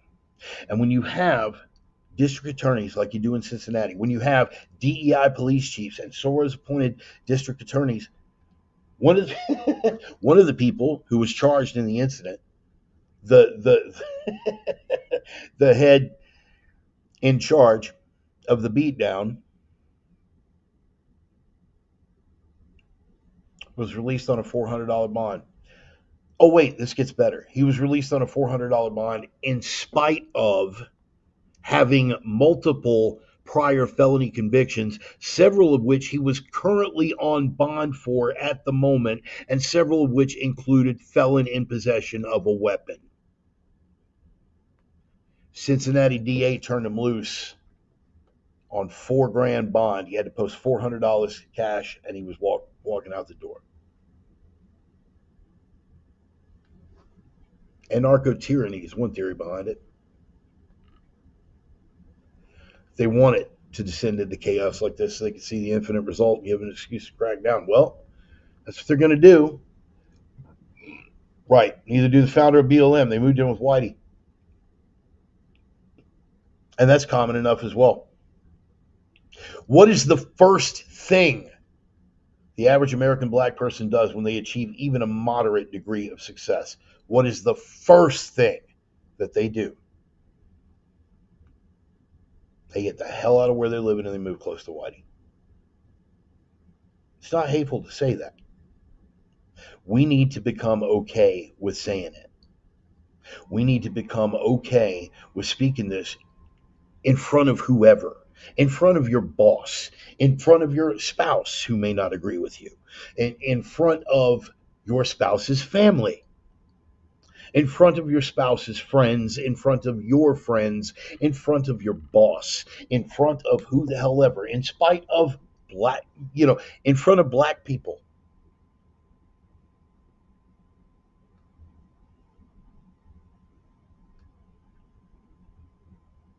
Maybe uncomfortable truths, man, but ignoring them as if they were not true is not doing anyone a service at all.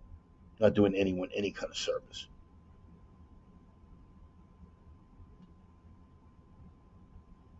America has never been a melting pot. I'm going to say some things that are going to be facts here that are going to rub a lot of you the wrong way. America has never been a melting pot. America has never been a nation of immigrants the way that it's understood to be. I've done whole sermons on it before. I don't need to rehash it. But these are things that we need to get comfortable saying, that there are differences between races, that there are differences between cultures, and that no one should have to apologize for their race or their culture, and that accountability needs to be the same across the board in spite of your race or your culture, because this salad bowl thing where nothing mixes with anything else, and the intellectual dishonesty of trying to treat something differently because it doesn't line up on your cross-sectional flow chart or your intersectional flow chart, because it makes you feel icky to think about things like that. That's not going to do any more, people. If if the election hasn't told you that, if the cultural shift that you can see happening right now hasn't taught you that, then you quite frankly may be beyond help.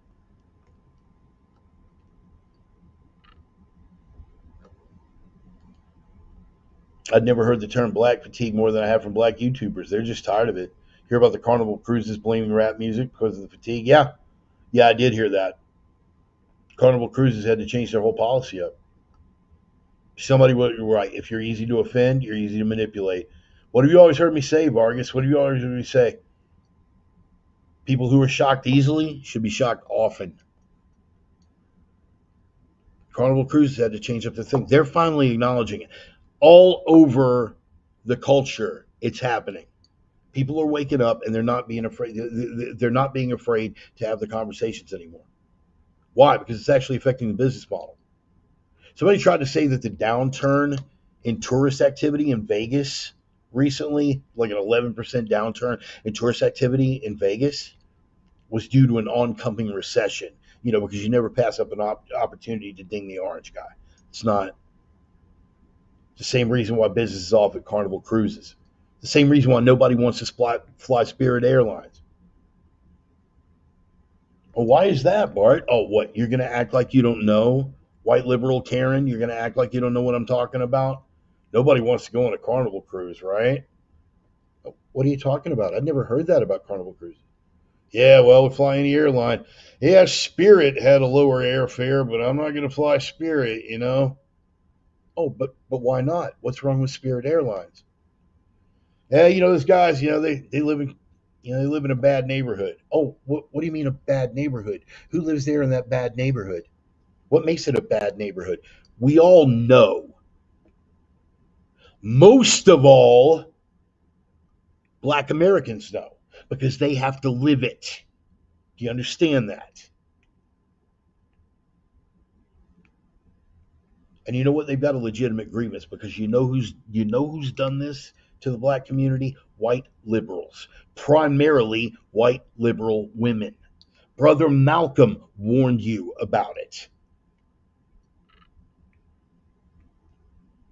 And thanks to white liberals, primarily white liberal women, we've all got to live with the fallback. Black America has to live with the fallback because the policies that white liberal America put into practice are destroying the black freaking community. And what happens when that community gets destroyed? Fatherless behavior, fatherless mobs of fatherless kids that are being fathers before they're ready to be fathers to raise another fatherless generation are spilling their fatherless behavior out into those fatherless streets and committing fatherless crimes, violent crimes, exponentially higher than any other race demographic in the country right now. Do the homework. Take a serious look. You know what? You know what? I'm going to see if I can pull this up. I wasn't expecting it to go this direction, so I may not be able to pull this up. Oh man, I hope I'm able to pull this up. Urgh. So, here we go. Oh man, I got a whole folder full of this stuff, man, but I can't pull it up and like put the actual graphic up. You know what? I'm just going to pull up a couple of random ones.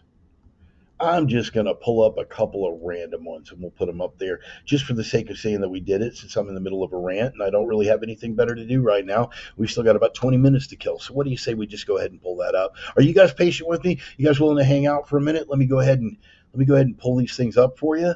We'll go to desktop folders, race stuff. Here we go. Gun race chart. Boom. And there's one. And let's pull up another one, shall we? And you know what? I'm just going to pull up a couple of random ones. I'm just going to pull up a couple of random ones. We're not really gonna have to jump into anything here.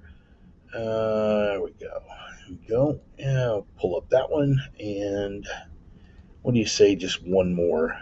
And I really didn't even look at these graphs. I could just see that they are definitely graphs and they are definitely numbers. So we're not gonna.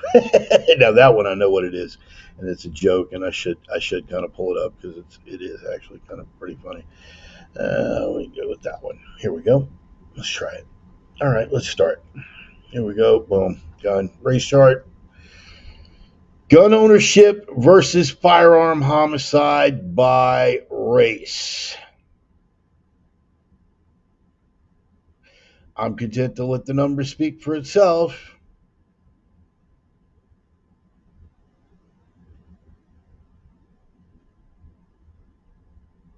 Take a look right there for you.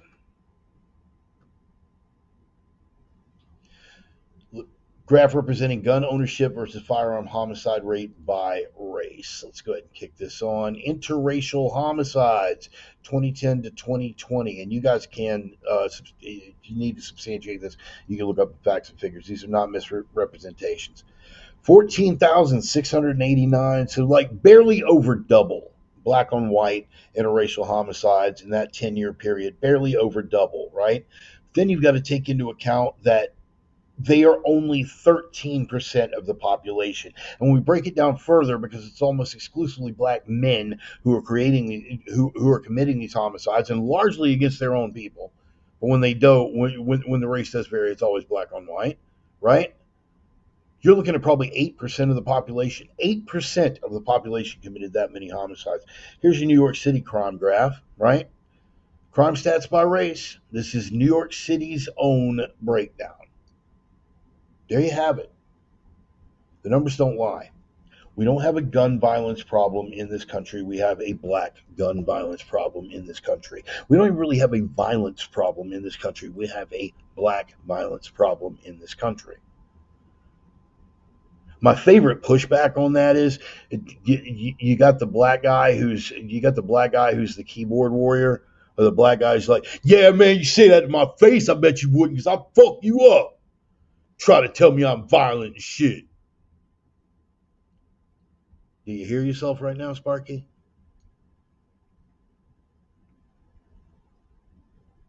It's cool. I understand. Scared Whitey doesn't want to be racist. Pretty soon it gets to a point where you have to ask yourself if you're more afraid of being racist or being freaking dead. Because if you think this is changing, it's not. It doesn't change without consequences. You understand that? And there haven't been consequences for a long, long time. If it were up to white liberals, particularly white liberal women, there would never be consequences for it. We would endure 400 years of assault at the hands of these people, and they would say that it was nothing but historical recompense for what we inflicted on these poor downtrodden people for so many years, and yada, yada, yada, yada, yada, yada, yada, yada. The consequences may not come socially. The consequences certainly won't come through any governmental body anytime soon. For all the talk about how racist this country is. Doesn't seem to be a whole lot of consequences in blue cities, but there had better be some goddamn consequences coming with regard to how we take care of our own. If you are still living in a major city at this point, gotta question your sensibilities, brother. I really do. This isn't going to improve. This isn't going to improve.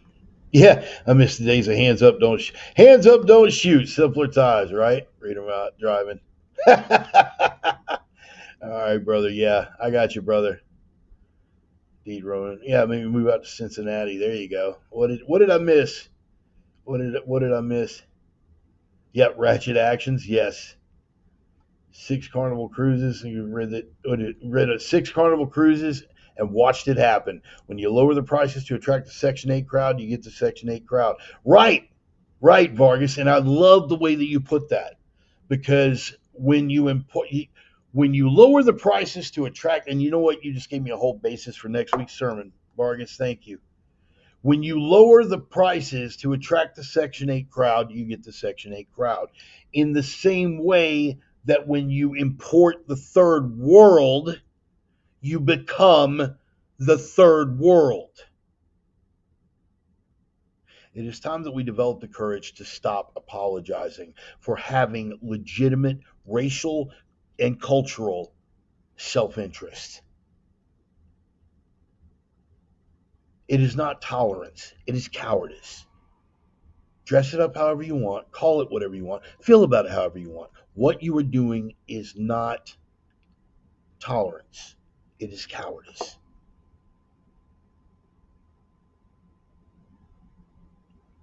And I, for one, would rather be a racist than a coward. I don't care how it comes back. Aren't you worried that some employer somewhere? No, I'm not. Aren't you worried that some follower somewhere is going to wind up? No, I'm not. I'm not. I'm going to stand on what I said. Come whatever consequences there may be, I'm going to stand on what I said.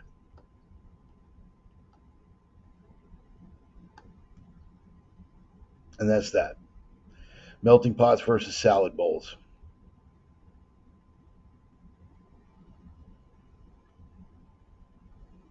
You know what? We're going to leave human organ trade. We're going to leave human organ trade for next week. So we covered a whole lot of this stuff regarding medical malfeasance and whatnot. I'm going to leave the human organ trade thing for next week, because I do want to cover this: the arrogance of some people's faith. Guys, that I returned to.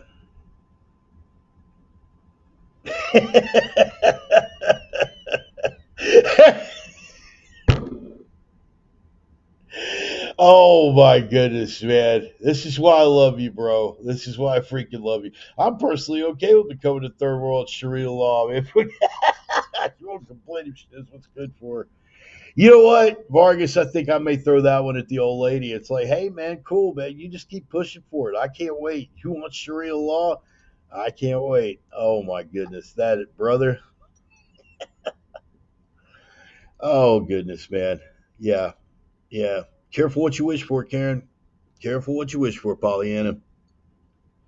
I want to address this really quick, man. In the past, you guys know I make no bones about my faith.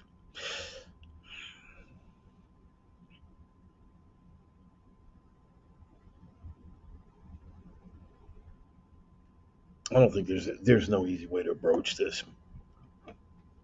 I've had two friends over the course of the past couple of months, past month and a half.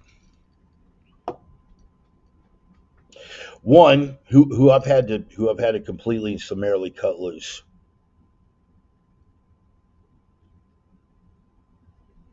They didn't feel that I was living up to their idea of what my faith is supposed to be.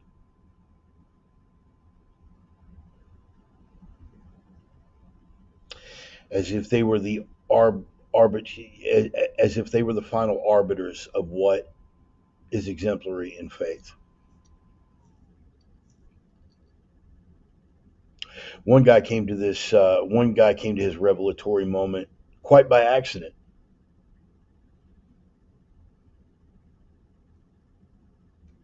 My phone got shut down, and he thought that he had been blocked, and he thought that that would be the time to really let me have it and let me know exactly how he felt about it. And you're not really serving God; you just want to belong.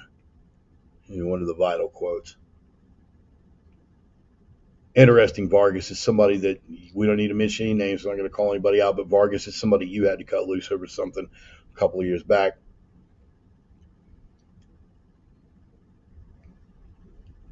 I told him that in the spirit of grace, in the spirit of good Christian faith and grace, that he had my forgiveness and literally nothing else. And that is exactly how I felt about it, and I maintain that. No intention of speaking with him. I don't judge how he decides to practice his walk with God.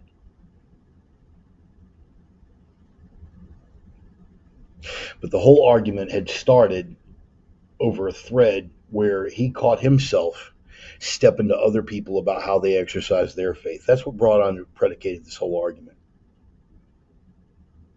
The other one, who basically I broke ties with this week, came at me the same way, publicly raging. I wasn't putting enough Jesus in my posts, and if I didn't step up to this, you don't start talking about Jesus more than me, and you were done. Walk.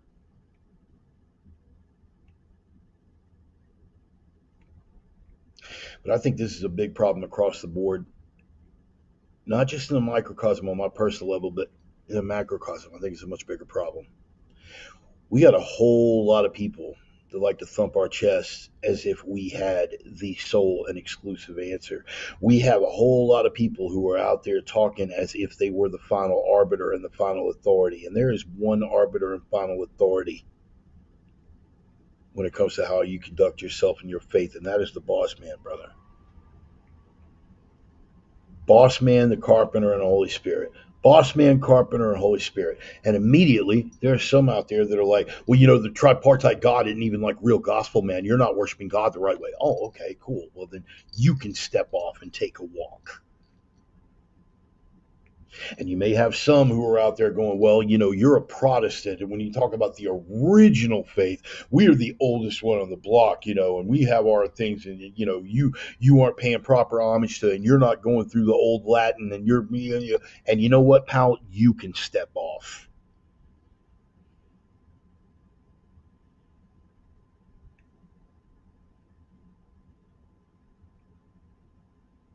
You know what's beautiful about my Orthodox brothers? They got a tighter claim to it than any of y'all walking right now. My Orthodox brothers and sisters have a tighter claim to being the closest to original intent of any Christian faith walking the earth right now. And you know what they don't do? They don't carry themselves like that. You better bow down and be an ortho bro, or you're going to burn in eternal hellfire. They don't They don't conduct themselves like that, and they've got more of a claim to it than any other denomination or sect walking the face of God's earth right now, and they don't carry themselves like that. So for you Protestants, yeah, we all take our easy jabs, bro. We all take our easy jabs. I used to do it when I was True. I take my easy jabs at the Christian guys. Yeah, man, I don't mind. You guys stole all our holidays. Ha ha ha. It was all in good faith. It was never intended in disrespect. I understand Catholics will take jabs at the Protestants. Understand Protestants take jabs at the Catholics. Mormons, I don't know enough about the actual doctrine, but what I have read, I have distinct issues with. But they still confess Christ. They still confess the divinity of Christ. And as for my understanding of the Bible, that gets them across the finish line. But even then, it's not my place. My walk with the carpenter is between me and the carpenter and the boss man. I count on the Holy Spirit to give me the little details every now and then, kind of steer me in a general direction. But I damn sure don't presume that I am the final arbiter to talk about how you live your faith. Now, listen, if you're preaching a false gospel, if you're straight up prosperity gospel and you're pulling the you're doing the Robert Tilton thing and the what's the guy that did the COVID-19 silliness evil looking, but you guys know. You guys out there doing prosperity gospel, and God wants you to have that new car. God wants you to have that nice house. To make sure to give to the ministry so we can carry. You're out there carrying a false gospel. You're out there carrying that. You're out there carrying things that are directly opposed to Scripture and carrying it as off as you were the Episcopals. I'm looking at you. Then that's something I can take it up here. But that is something I will take up with you, person to person. But I'm not going to come at you as if I were the final arbiter. The arrogance of that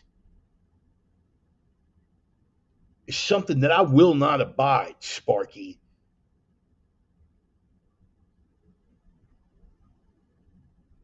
As I am admonished in the scriptures, I will pray for you and I will forgive you for coming at me like that. The sad part is, in your arrogance, you don't think you need to be forgiven.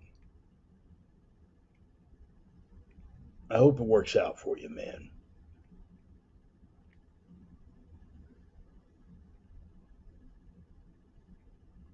So, guys, if we really are walking in the faith, really are walking in the faith, maybe realize that a principal tenet of that faith is that there's a God out there that created the heavens and the earth. There is a creator. You aren't him. That maybe, just maybe, you are not in a position to go telling someone else who you claim to share a faith with that they ain't living up to the standard. Boss man will decide that. Cain and Abel ring a bell.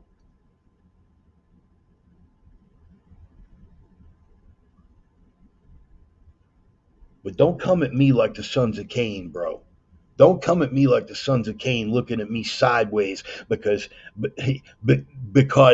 I'm not carrying myself up to your spiritual standard. You better be looking at reflection, bro. You better be checking yourself. Stay focused on what you're doing for the kingdom, or more to the point, not. Before you ever come across that fence telling me to clean up my backyard.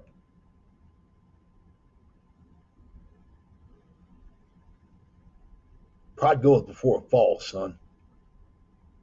I've said from day one, this has never been about aggrandizing me.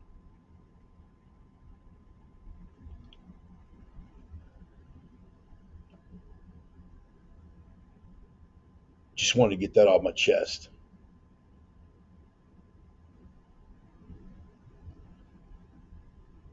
We've got enough legit enemies of the kingdom right now that for you to be picking at me because I don't live up to your standard has either got to be an untold level of arrogance or the biggest waste of time I've ever laid eyes upon.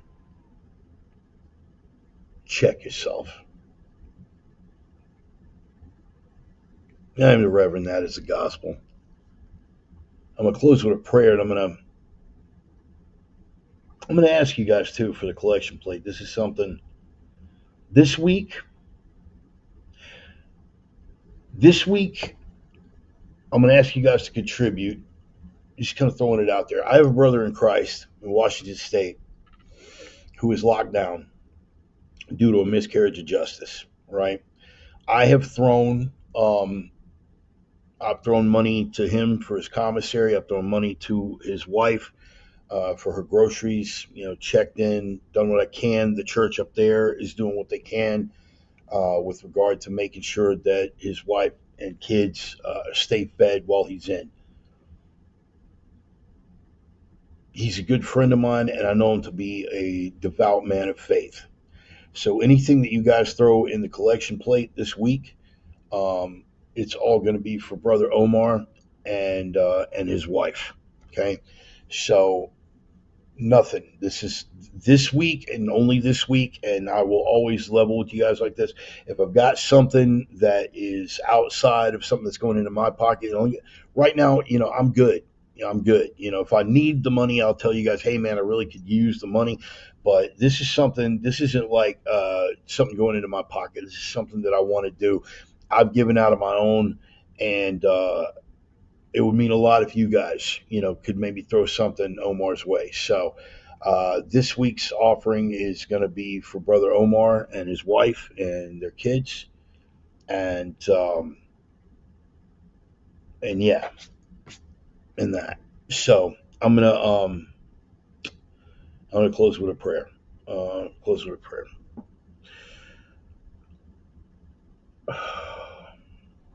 Lord God, help me to put a check on my own arrogance first and foremost. Forgive those who trespass against us, as you admonished us from the Sermon on the Mount. Will teach us how to pray. Help us to be unafraid to speak the truth, even if it rubs people the wrong way. Help us to Help us to stand on principle even when it's inconvenient.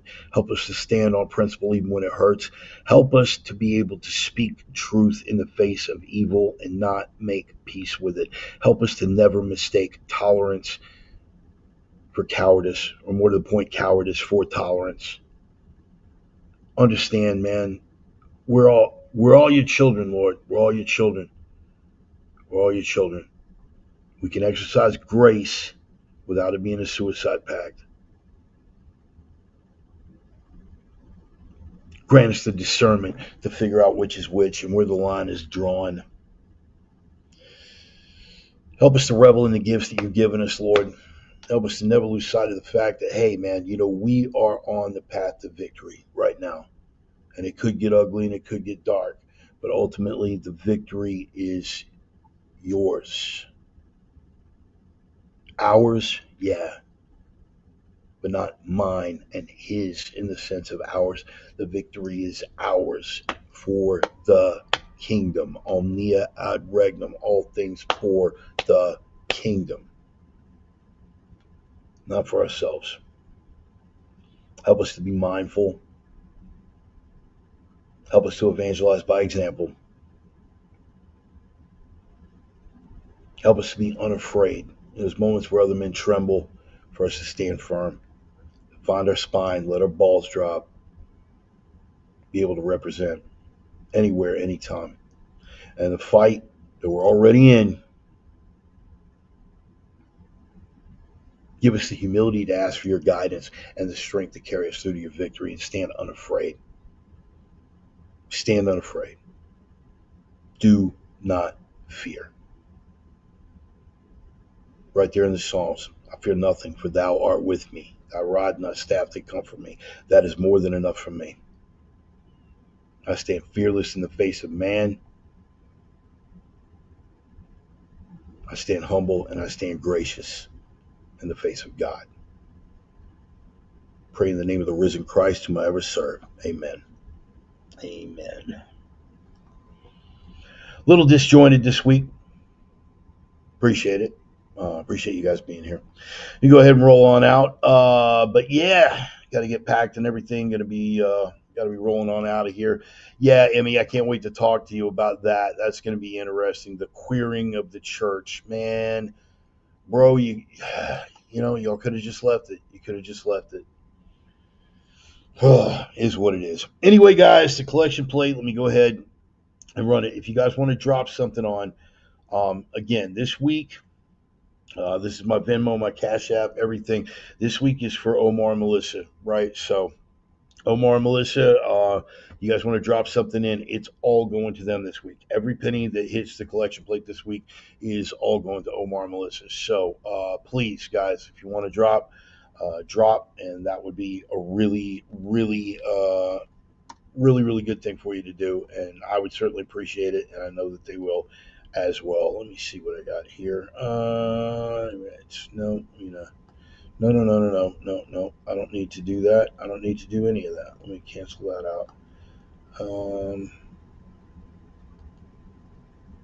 Okay, yeah. No, don't need to do any of that.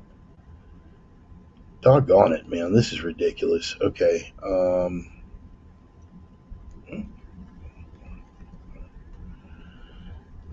And that'll be that. Boom. Cool. All right.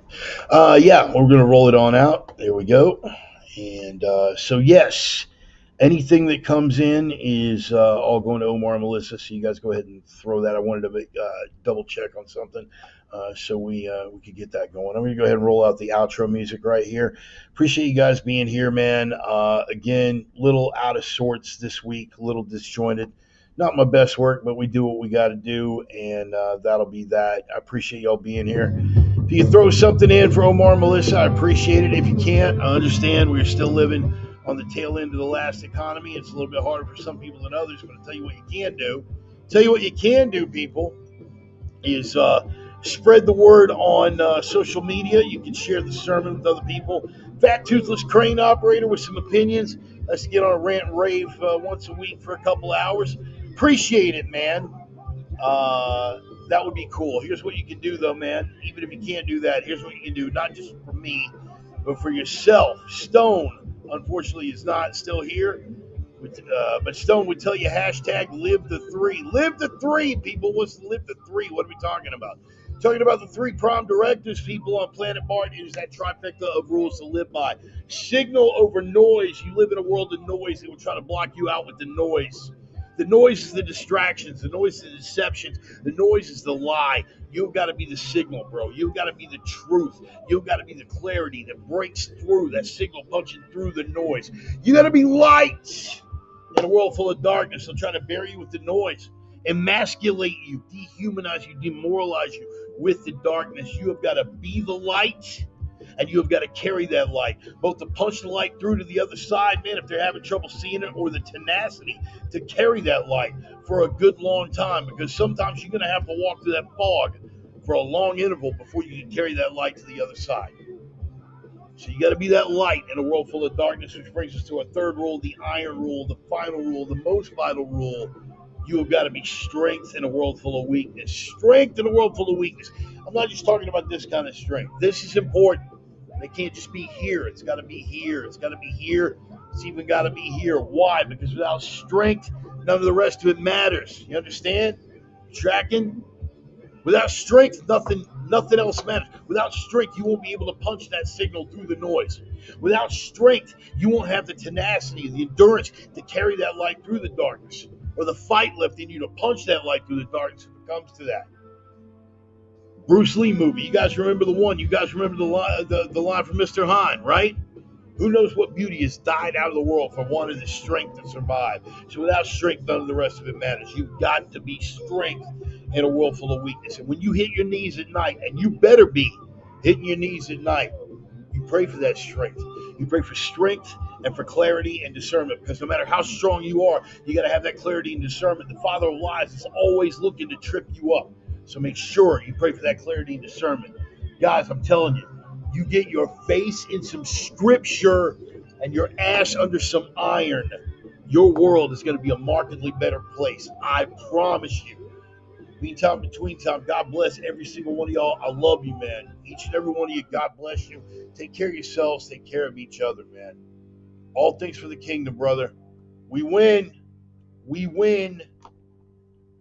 God bless, man. We'll see you next Sunday. Or some of you this week. Peace.